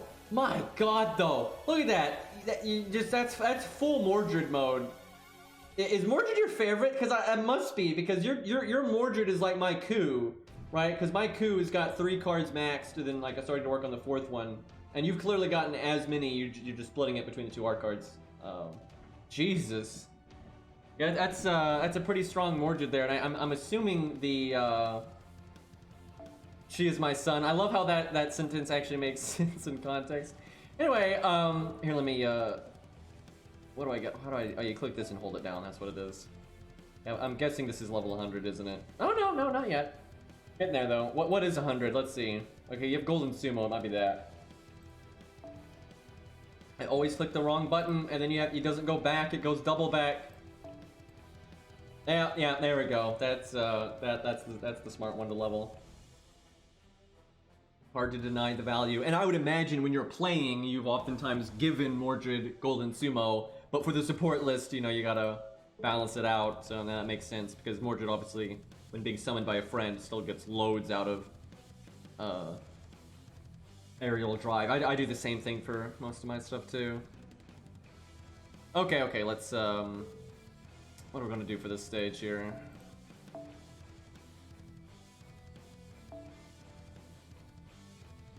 I haven't added any units recently that I want to like show off. There we go, why not? Hopefully we're fighting humanoids, otherwise I'm going to be sad.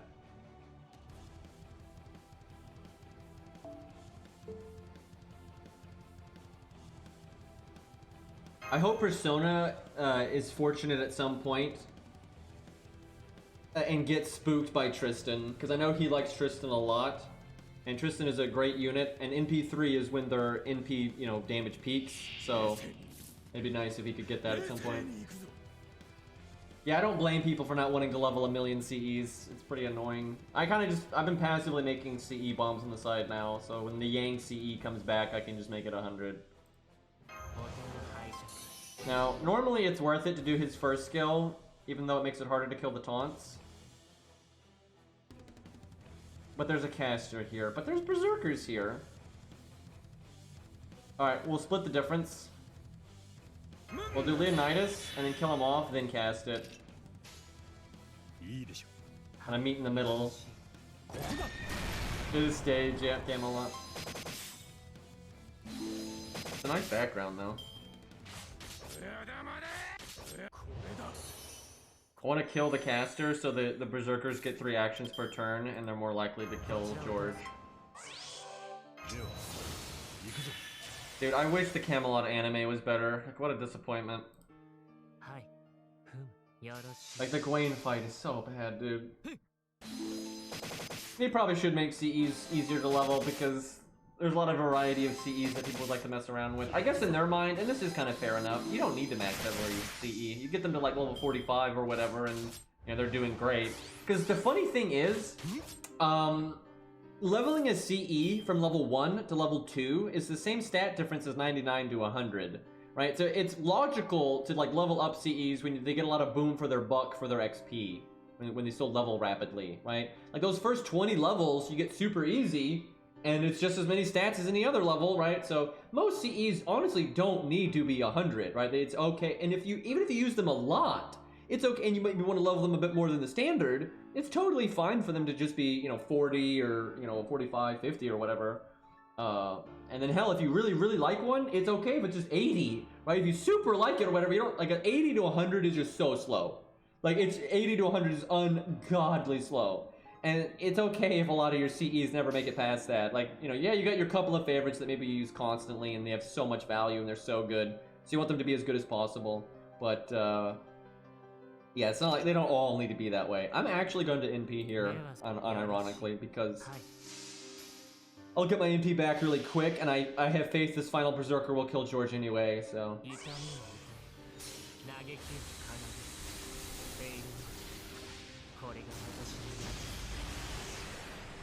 The reason we know the movie looks bad is because they showed a lot of it on stream. Like they did that big stream a while ago, and they showed like 20 minutes of it. And then also a lot of people have seen it in theaters and just reported back. Like I haven't watched like a pirated phone version or anything. I've just seen the free stuff that they put out on that stream, and then what everyone's been saying. And like they showed the Gwaine fight on stream, and it's bad, you know, it's just they're going out of their way to not animate anything. Gwaine and fucking Bedivere are just like pushing blades against each other, and like it's just crap, dude. And then like Bedivere wins. Like what? That doesn't even happen in the game. And it makes no sense. How does Bedivere beat Gwaine there? It's ridiculous. He just slaps him and Gwaine loses. It's like nice endurance stat, bro. He's supposed to have triple endurance there. And for some reason Bedivere beats. It's crazy. Because in the game, he doesn't. Bedivere loses in the game. Obviously, right? You have to retreat there. It's so dumb, dude. And like, you know, them changing the outcome to make, you know, Bedivere look cooler or whatever, that's kind of dumb enough, but that's not even the main problem. The animation just looks, it's lazy. It's a bad fight scene. It's not even just, it's not the animation quality, it's the choreography. Now the choreography is bad, so they have an excuse to not animate the stuff, but it's just a terrible fight scene, right? Like it just, holy crap, yeah, it's not great. Also, yeah, hi Merlin, how you doing? Bedivere is still, not Bedivere, what am I saying? George is still alive, unfortunately.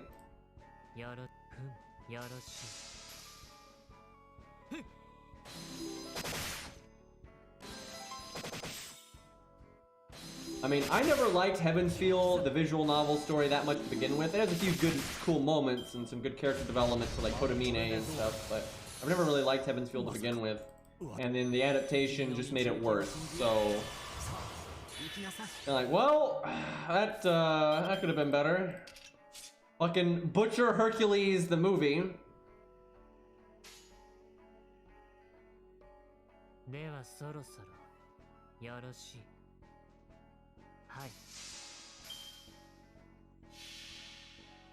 Life is pain indeed.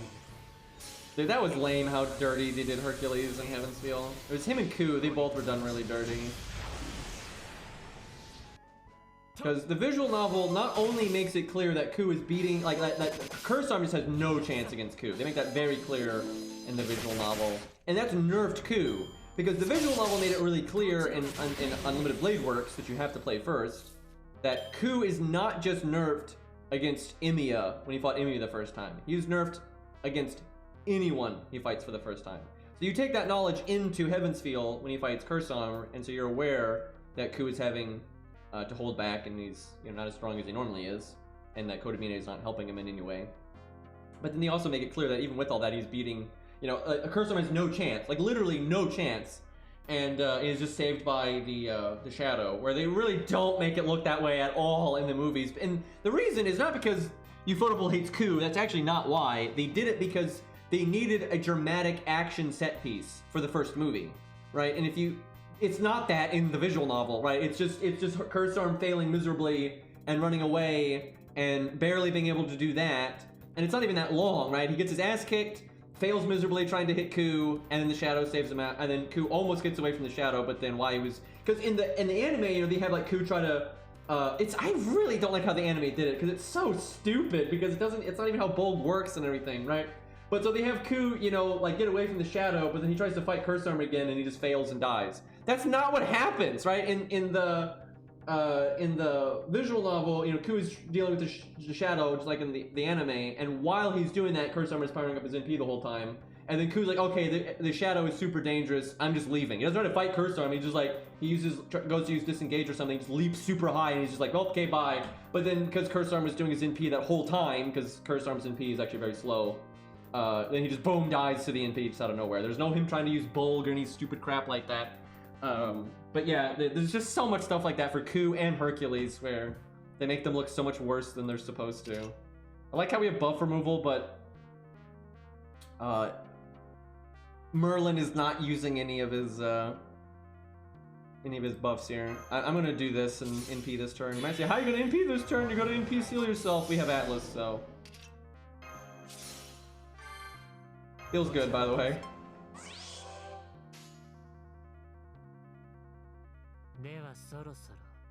Let's actually do damage this turn. Do that.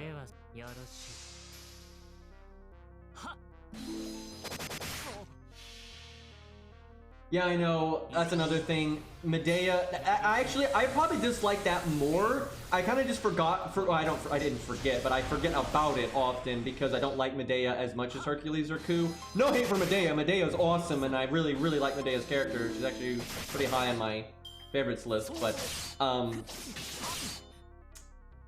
she really got screwed over in the movies because she does not die to Curse Arm in Heaven's Feel. That doesn't happen. And not only does that not happen, it doesn't make sense.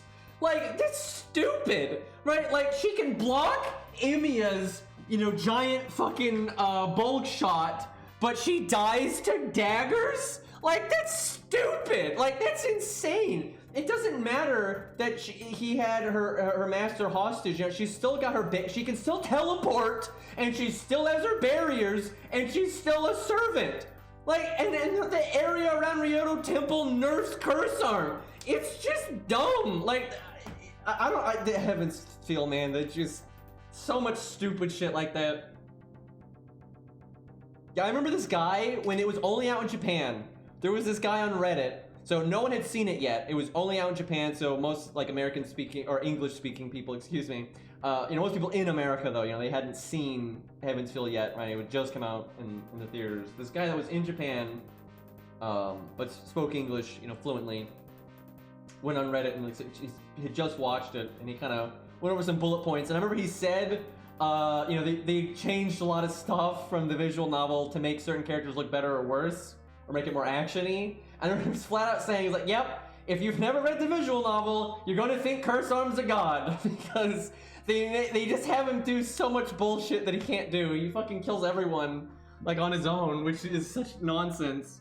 But yeah, I remember that was one of the first things he said, was like, yep, if you haven't read the visual novel, you're going to come out of this thinking Curse Arm's like god tier. And yeah, that's pretty much what happened, so. I'll get my NP again if I do this, I think. We crit anyway. If we don't, maybe not. Although, I will say this, in Curse Arm's defense, Curse Arm is a damn awesome assassin and he's very good. Now, he's not as good as, you know, as Heaven Feels makes him out to be, but he is damn good, and, you know, he puts like Mata Hari to shame, although everyone does, but I always use him as a comparison because people are always trying to act like she's a good assassin when, oh my god, she is not. Where you have Curse Arm over there, who is just so much better at everything. Like, so much better. 20% crit, 80% wouldn't crit. Yeah, that sounds about right. No, they cut 100 Face from the Camelot movie. Oh, you said no 100 Face. Yeah, yeah, there is no 100 Face in the Camelot movie. They cut it. They cut them out. And I think the reason they cut them out is because they didn't want to animate them. They're very hard to animate, right? Because you have 100 unique dudes, right? So I think that's the main reason. They're like, yeah, we can just spread the screen time out to other people and have them do awesome stuff. They'll probably like Plot Monk do a bunch of stuff she didn't do originally or some crap. But I mean, everything about the production of the Camelot movie sounds like a nightmare. It's been coming out that first off, they weren't paid properly. And then the company that was supposed to make the movie outsourced the first movie to a different company, which is like a side company of theirs, but still, right? It's like they're just shoveling it around. And just the fact that one company is doing the first movie and a different company is doing the second movie, like a whole different team of animators is working on the two different movies. It's like, that's insane, right? So it's no surprise that you have a lot of like corner cutting nonsense and, you know, just, you know, bad fight scenes and everything, so. I have heard, I've not seen it, but I have heard the one thing that the movie does well is Stella. I've heard that repeatedly, that the one thing they do well is Stella, which, that's good. Because, first off, and I will say there's a lot of things in their favor, that voice actor, here's the thing, and I've seen this is no hate for a lot of voice actors, this is just a practical reality of the industry. A lot of voice actors don't like really keep up with like every character they voice, and they don't like think about every character. They kind of talk to their voice director, like, okay, what's this character about? Okay, they're kind of heroic, they're kind of stoic. Okay, you know what? If they played them in the past, they just like listen to a voice clip of them playing them in the past, and that's about it, right? They don't go looking up the character's bio. They don't, you know, watch the anime they're from. A lot of voice actors don't do that. Now some do, like Crispin Freeman does that, and like Arash's voice actor does that kind of thing. But so I've seen this in action. There was a game that was. It's pretty old, and so like at the time, dubs didn't have as like much effort put into them and stuff. But like it was cheap. The localization of it was very cheap, and most of the voice actors were not that experienced, and it was obvious that they had like no voice direction, right? They didn't even know the context of most of their lines and stuff. But there's one voice actor in it who's like a voice acting veteran, and he does a lot of his own research, like regardless of the voice director and stuff, and he still does great in that role. And Arash's voice actor is the same kind of guy from what I've seen. That guy does so much research on his character independently of the project. He doesn't need to be paid to understand the characters that he's getting into and whatnot. And so when he revisits characters, like he already knows Arash really well. He already knows what the character is about. He already knows that Stella's a big thing. He already knows these things. So even if he goes into the Camelot anime and the voice director might be phoning it in, and maybe there's there's not a good time frame to work on things and everything, I have complete confidence he is going to absolutely, you know, ace the shit out of it and, you know, carry it like crazy. But yeah, I've heard the one good scene in that fucking movie is Stella, so I'm at least looking forward to that. But yeah, some voice actors really just go that extra step where, and like I said, I'm not hating on other voice actors. A lot of, you know, time, right? There's a lot of voice actors voice a lot of characters. And, yeah, they may have varying degrees of interest in things like anime or video games or whatever. But yeah, there are definitely some voice actors that go that real step beyond, and in their own free time will like, you know, really research their roles and stuff. I know like Crispin Freeman, if he dubs something, he'll watch the entire original thing before doing any of it, right? Just in his own free time.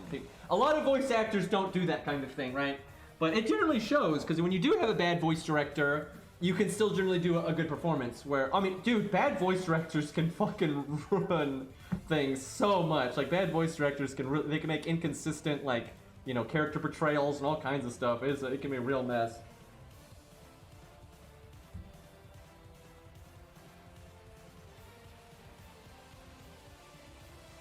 Hey, Arjuna, what's up? Okay, it's Grailfront time. People wanted that Caligula solo. Or a guy wanted a Caligula solo.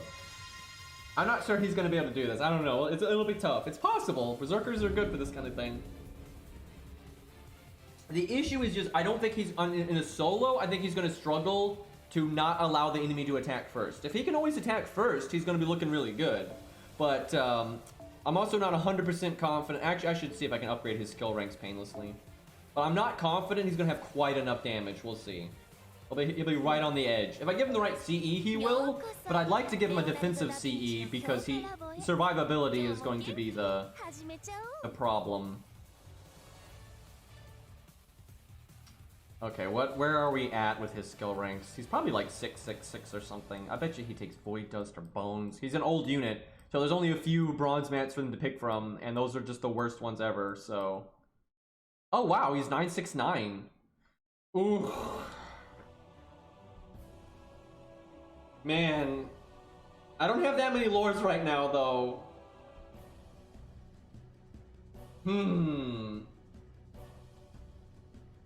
Maybe, we'll hold on to it for now, but if I go to use him in a video or something, I may escalate him to 10, 10, 10. I'll do that one. We'll give him command codes. That's going to help him out. That's going to help him out a lot. Great, now I get to show off how amazing the command code UI is. Dude, I don't know what account I'm going to do it on, but I'm really wanting to grail Caligula. His voice acting is just so...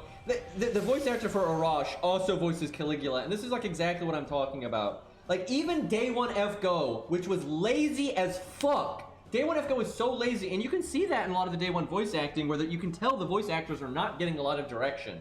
Like, they're really not, and a lot of them are kind of doing kind of generic battle lines and stuff, kind of your typical Foley and stuff. I remember noticing that when I played FGO originally, a long time ago. I remember Caster Gilead stood out to me so much, and I didn't know a lot about his voice actor at the time, but this is one of the things that made me start taking note of him.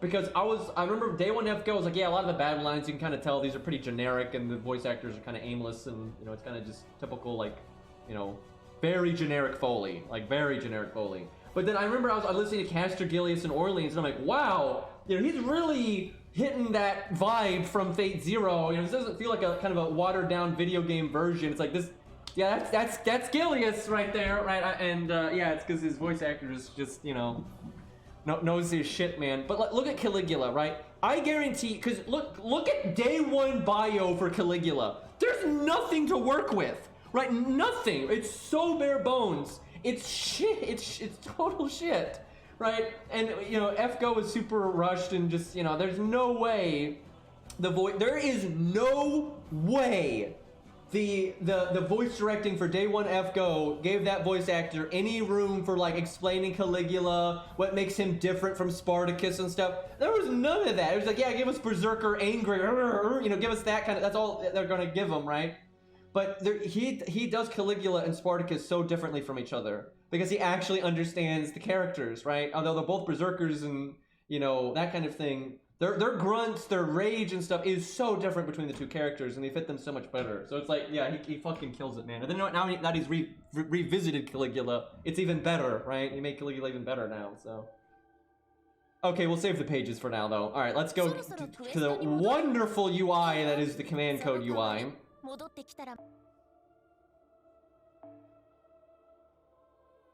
Yeah, I'm hoping they revisit some of those, you know, Day 1 characters and flesh out their voice lines better and stuff. They have for a few. Okay, we're not looking for crits. We're actually looking for just good normal card damage. We don't give a crap about crits. So these two command codes right here are going to be really helpful. Now, you might say go with healing, and that might help, but I feel like our health is going to be so bad that I don't know if we get attacked and we don't have some kind of defensive thing going, we're probably going to get one shot. Now, I kind of want debuff clear to get rid of our own defense down. I think that'll be nice. We could also do Atlas to just have stupid uptime on our skills. I don't know if we need that much damage up, though, so we'll see. We want buff success chance. That's easy. It's either on Caesar or Hans right now, I would think. Maybe it's on no one? I should take this stuff off Robin in case I need it later. Otherwise, I won't be able to find them. The ship command code removes defense down. Thanks, so I wouldn't have remembered that, and I wouldn't have bothered to look it up. Although, let's see. Do I want generic debuff clear? Because do they have debuffs? What are we fighting? We're fighting Izo. He doesn't have really debuffs.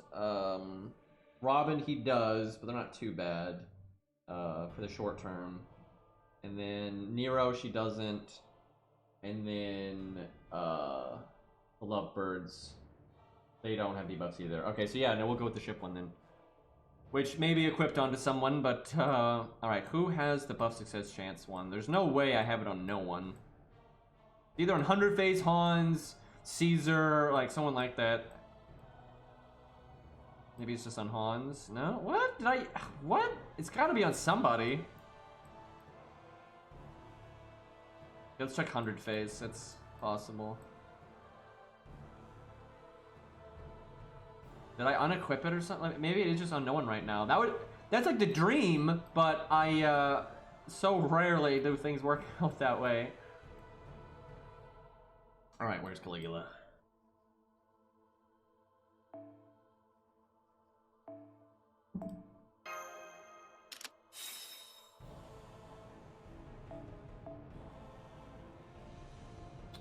Okay, definitely this, because that's just 20% more damage against everything here. That's awesome. And then the 1K is going to amount to about 20% because of this being a level 65.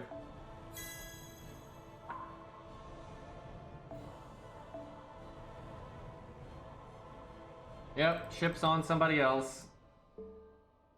Probably Mordred or something? No? Oh, Canis. Nope, that's the dot clear one. Oh god, who has it? Oh god, why? Love command codes. Why in God's name is it on David?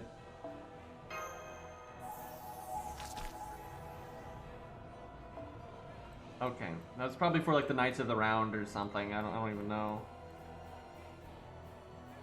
And see, then when I need to use these command codes again later, they're all gonna be on Caligula.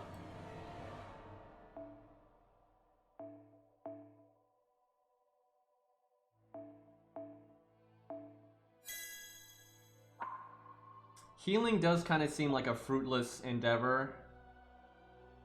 We're almost always going to BBB. If I wanted to not BBB, it'd be for a tech option, or they're so low in health I'm going to kill them anyway, or something. Maybe Merlin, in case I can just get my NP nice and easy, and then maybe healing on this one. I can also do heal boost, so my heal Mystic Code does more. We'll do Merlin. That way, if I do get the chance to do a art card, we'll get so much out of it.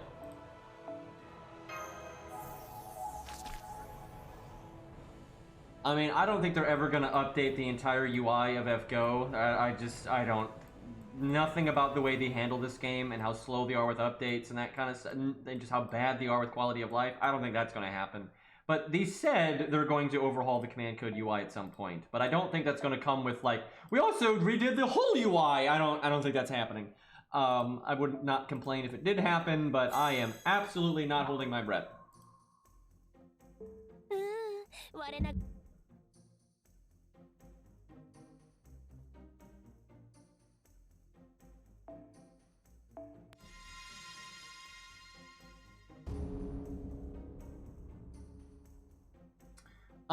What am I gonna do? I want to play XCOM and I want to play Genshin, so I don't know what I'm gonna do. And I want to play Darkest Dungeon and stuff too. I don't know what the hell I'm gonna do.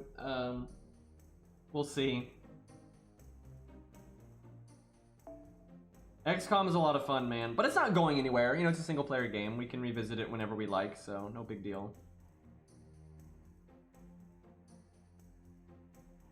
And also, I do kind of want to. I might not do a bonus stream today, not because I'm not super tired. You know, obviously I still have sleep apnea, but like, you know, I'm doing okay right now.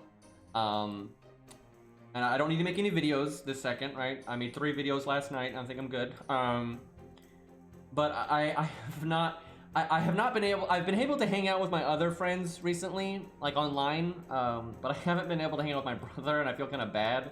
And you know, I like hanging out with my brother. It's a nice experience, right? So I kind of want to do that tonight, maybe. So might skip on the bonus stream just because of that, and then maybe do it tomorrow or something. But we'll see. There's a lot that I want to accomplish at once. So what I'm saying is I need to be able to clone myself and just do everything, right? Just do all the things. You know what?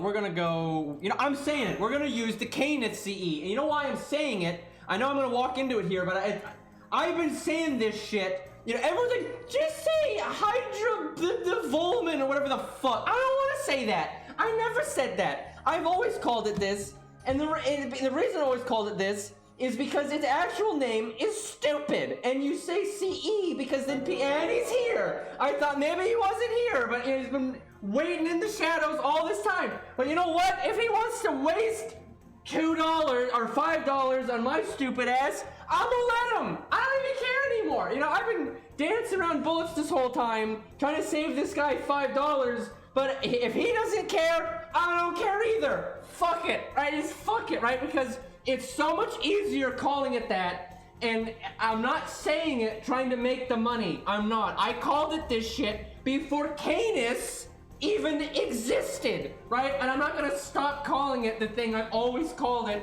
because of a stupid meme in my chat. Anyway, I am tempted to use Atlas. If Caligula was 10-10-10 right now, I would definitely use Atlas. Because I think the attack up is fucking pointless. And I think the heal is pointless. Maybe. So it's basically evade versus invulnerability, but then the cooldown reduction does something. But the attack up might do something.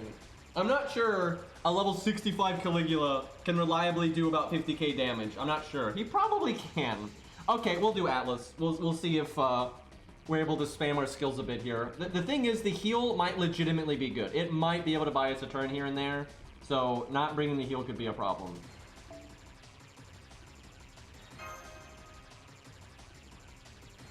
I can't believe he's been here this whole time, dude. It's like I got away with it once. I got away with it one time.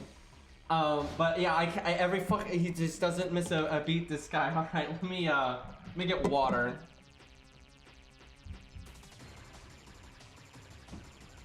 Yeah, I know he can use his skill so fast with Atlas, especially if he's 10-10-10. But unfortunately, he's not. But maybe someday.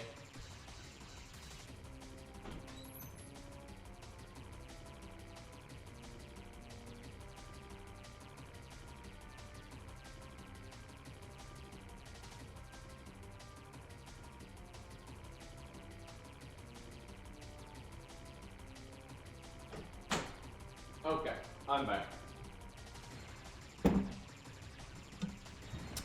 What is the plan?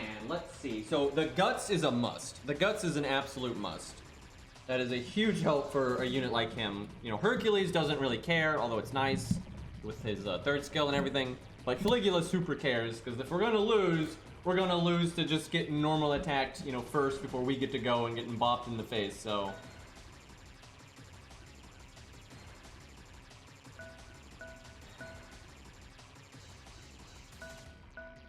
We want to try to keep the master somewhere where Caligula can cover us easily. Why does it cost 3 actions to move the master? What are you gonna do with 7 action points? I'm so confused. We're not gonna die turn 1 because we'll probably get the first attack, and then also we have the Canis CE.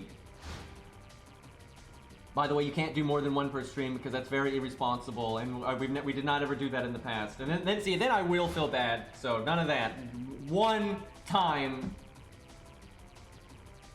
You can kind of juke them forever, but I don't like manipulating the AI too much because it's nobody wants that. Okay, I probably should not have gone for the Guts because yeah, now I am going to get attacked.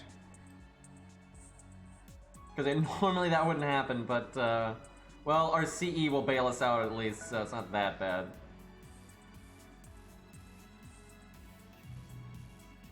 Maybe we can bait him to go for the master. I don't think so, but, look at, you get 4 actions left over. Like, you can't, the minimum action amount is 5, so, like, what is the point of that? Nope, yeah, he's going for it.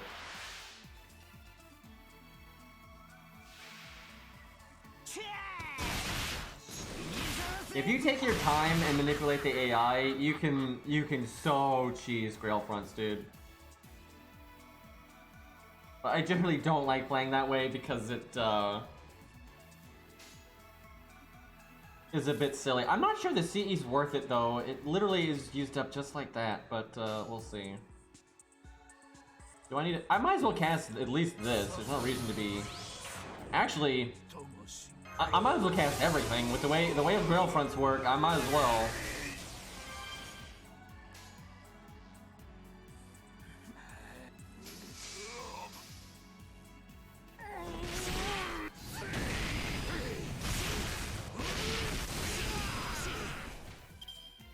Yeah, he got the damage.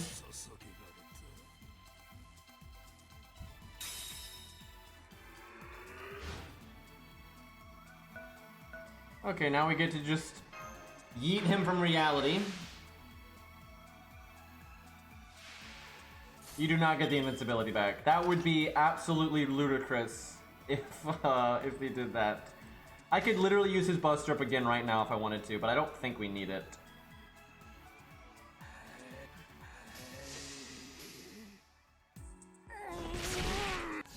Oh, he's got plenty of damage for this. Hell, if you, and that's with the CE that's barely doing anything. But funnily enough though, one way you can get kind of OP with level 1s and things like that is if you do have a lot of flat damage up from like command codes and CEs and stuff. Because you could, if you can get the amount of damage to kill them quickly.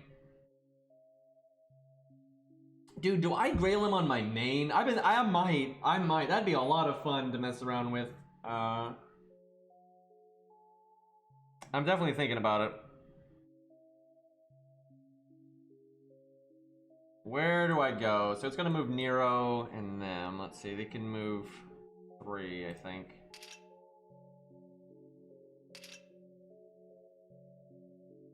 I might just stay still then.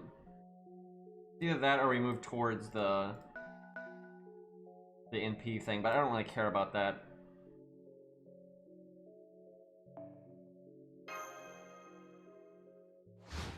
I don't even remember what the CCs from Valentine's are if you're talking about NA. Because if you're talking about JP, we don't know what they are yet, but you'd have to tell me which ones they are, like the pictures or their effects or whatever, because I don't remember. I think we need a backup one.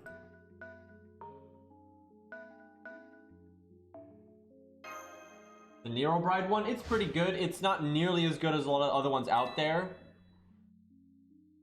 But it's nice on supports, right? You're probably going to use their art card anyway, and then it'll heal them and everybody else. It can add up. It's not incredible. Like, it's not incredible, but it's alright. And there's certainly units that, there's like, what else would I even put on them?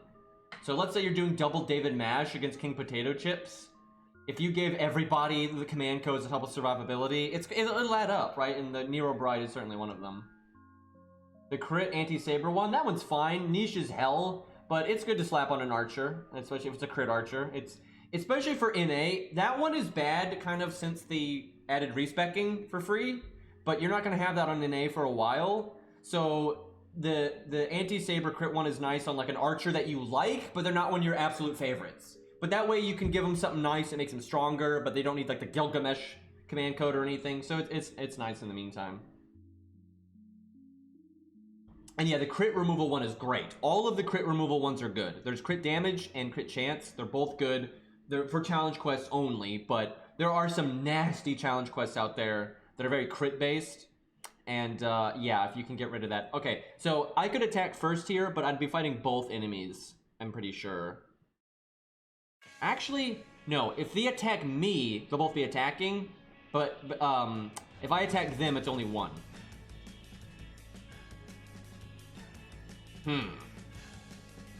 Okay, well, no matter what, I'm gonna at least do that. And if I let them move forward,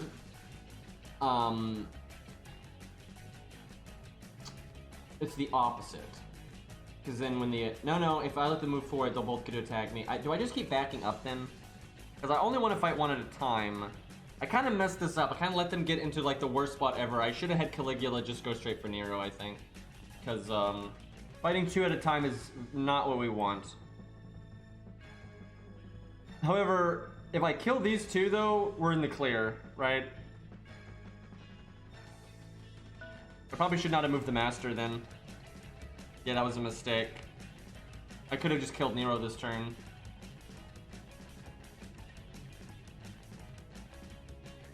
We're gonna have to, like, waste our guts. This should... Because of the guts, though, I think we're totally fine. But yeah, I should not have moved the Master. Because yeah, just deleting Nero here would have been worth it.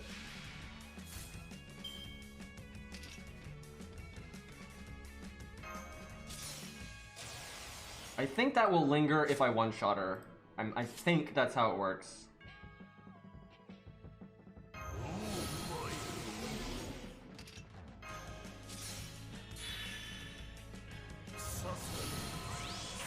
Oh my god, I just realized with the girlfriend. If I was doing that since the beginning and these were 10, 10, 10, I could get so many stacks of my buffs. I could get such a stupid number.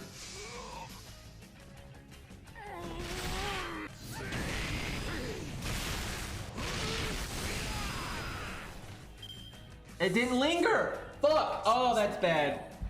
Oh, I should have cast it then. I thought it was gonna linger. I think that's how it used to work. I think they may have changed that. Fuck. And dude, if I didn't move the master, I could have attacked again and just killed her, and then we would be good to go. Ugh, we have made a mistake.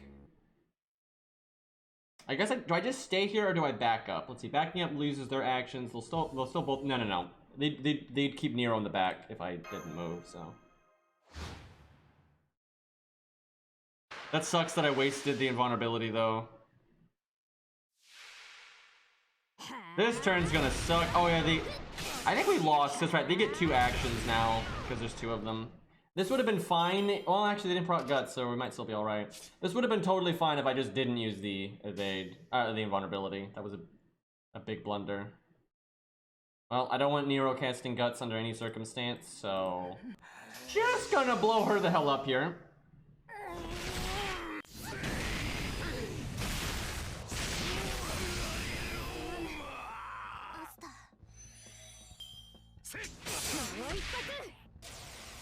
Yeah, we're still gonna win though.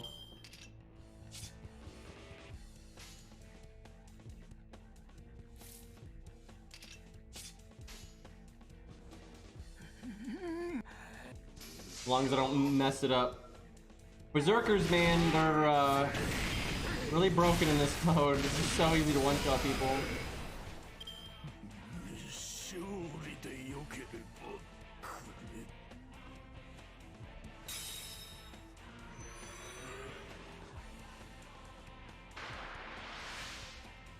We seriously could have not even lost the 1 health bar though if we'd played this properly.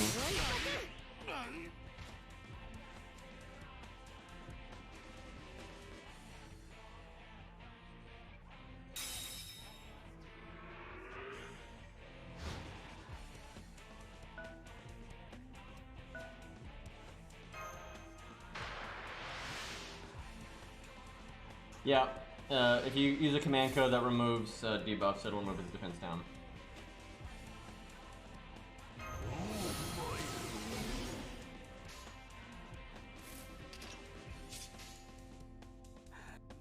Which is pretty handy. Wrong turn order there. I should have switched those 2 bucks first in the back around, but he has enough damage that it's irrelevant.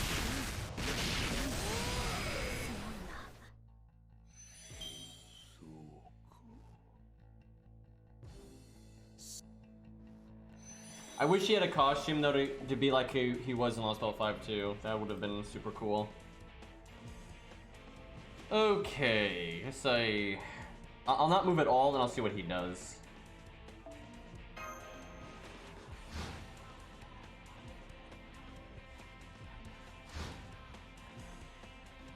Okay, we have to be pretty careful here because we can be one-shot and we're in our last life because we kind of messed that up.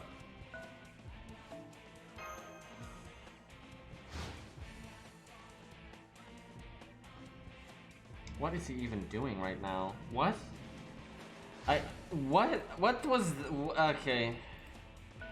Sure. I want him to get 1 closer to me, or 2 closer to me, but I think he's gonna dance around like an idiot. Might use the master to bait him. I think that's the best way to get the AI to do what you want, is you use your master.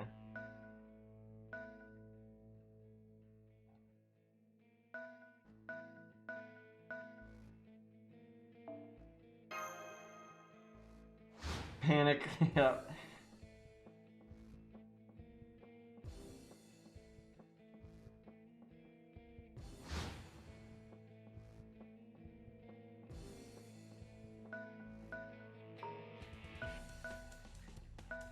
Yeah, your master makes them act like morons.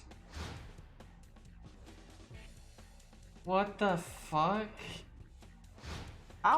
Wait, what?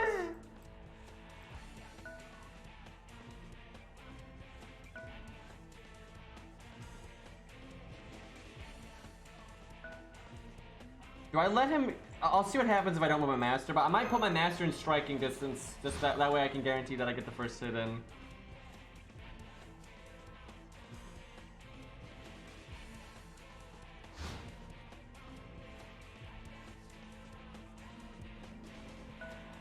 I could hit him once, but then he'd get to attack me and he could potentially kill me.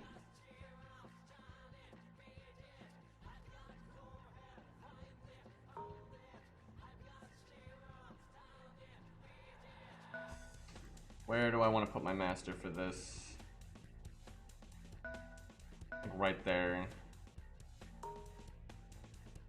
He should go for it.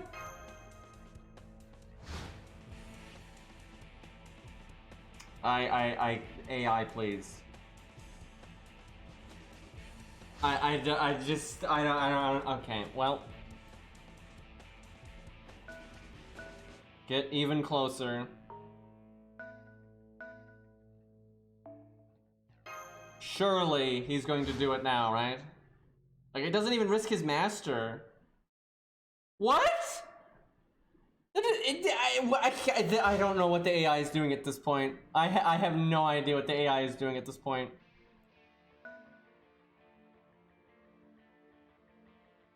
He knows it's a trap, yeah.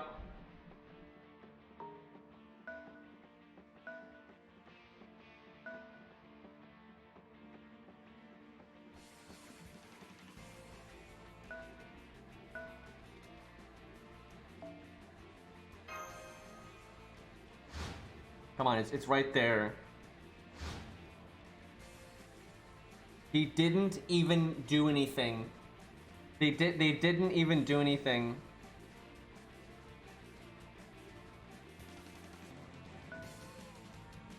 I'm so confused.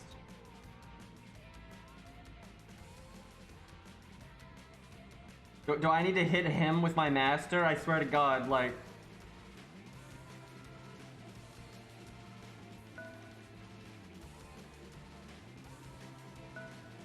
I'm being so ballsy right now. He's gotta. See, the smart thing to do would be go to the top square. Why did he only... He could have hit him twice. He literally could have hit him twice. But he's like, no, I gotta wiggle Caesar around. I guess he's trying to bait my Caligula so he can kill me next turn. Not gonna work though.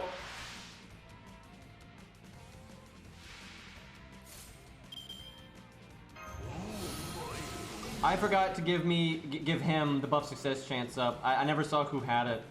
I totally forgot about that. But yeah, we could be always just land him anyway. But yeah, I could be landing our buff 80% of the time instead of 60% or whatever the hell it is.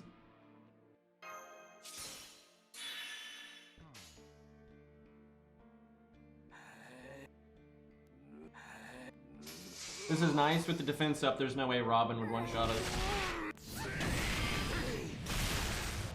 I suppose.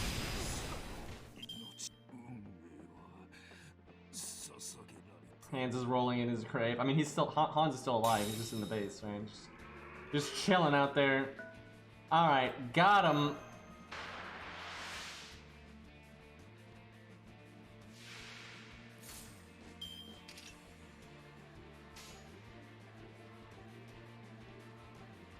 Definitely a part of me that wants to BM, but let's not do anything stupid here. So we never did anything but DBB, but the result.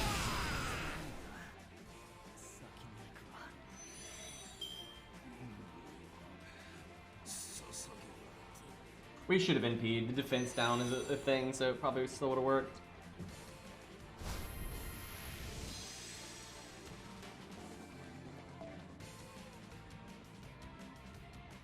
Optimal Caligula play, yep.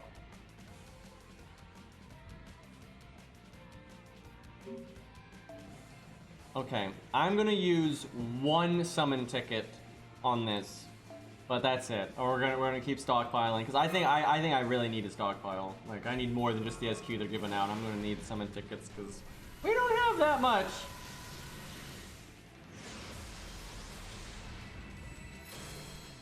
Jin K. Nope. It's somehow it's an assassin that's weaker gameplay wise. Unfortunate. Okay, I think we'll wrap up there. I know that's a short stream, but you know, not too much going on in FGO this minute. Tomorrow though, I'll definitely try to work in a bonus stream where we can play some Genshin or XCOM or something. Or maybe we just do XCOM and Genshin tomorrow. We'll do the Grail Front. These Grail Fronts are fun to mess around with. We'll do that. But yeah, thank you for hanging out. Shorter stream and everything, but you know, kind of got some downtime here, and I'm you know, I wanna do some real life stuff. So, all right, boys, you have a good one. Thank you for hanging out. I will see you tomorrow. I should raid somebody. Excuse me. I am so good at this streaming thing. It's you know, it's almost like I've been doing this for years or something. Let's see, what do we got here? Oh, we'll raid the Phantom guy. Every time I see him streaming, that's always a good time. Looks like he's playing NA, so he's doing, I guess they've got the Valentine's Day event. I guess that's why people are asking me about that. Makes sense. Alright, boys. I will see you later. Go say hi to the Phantom guy. He's awesome.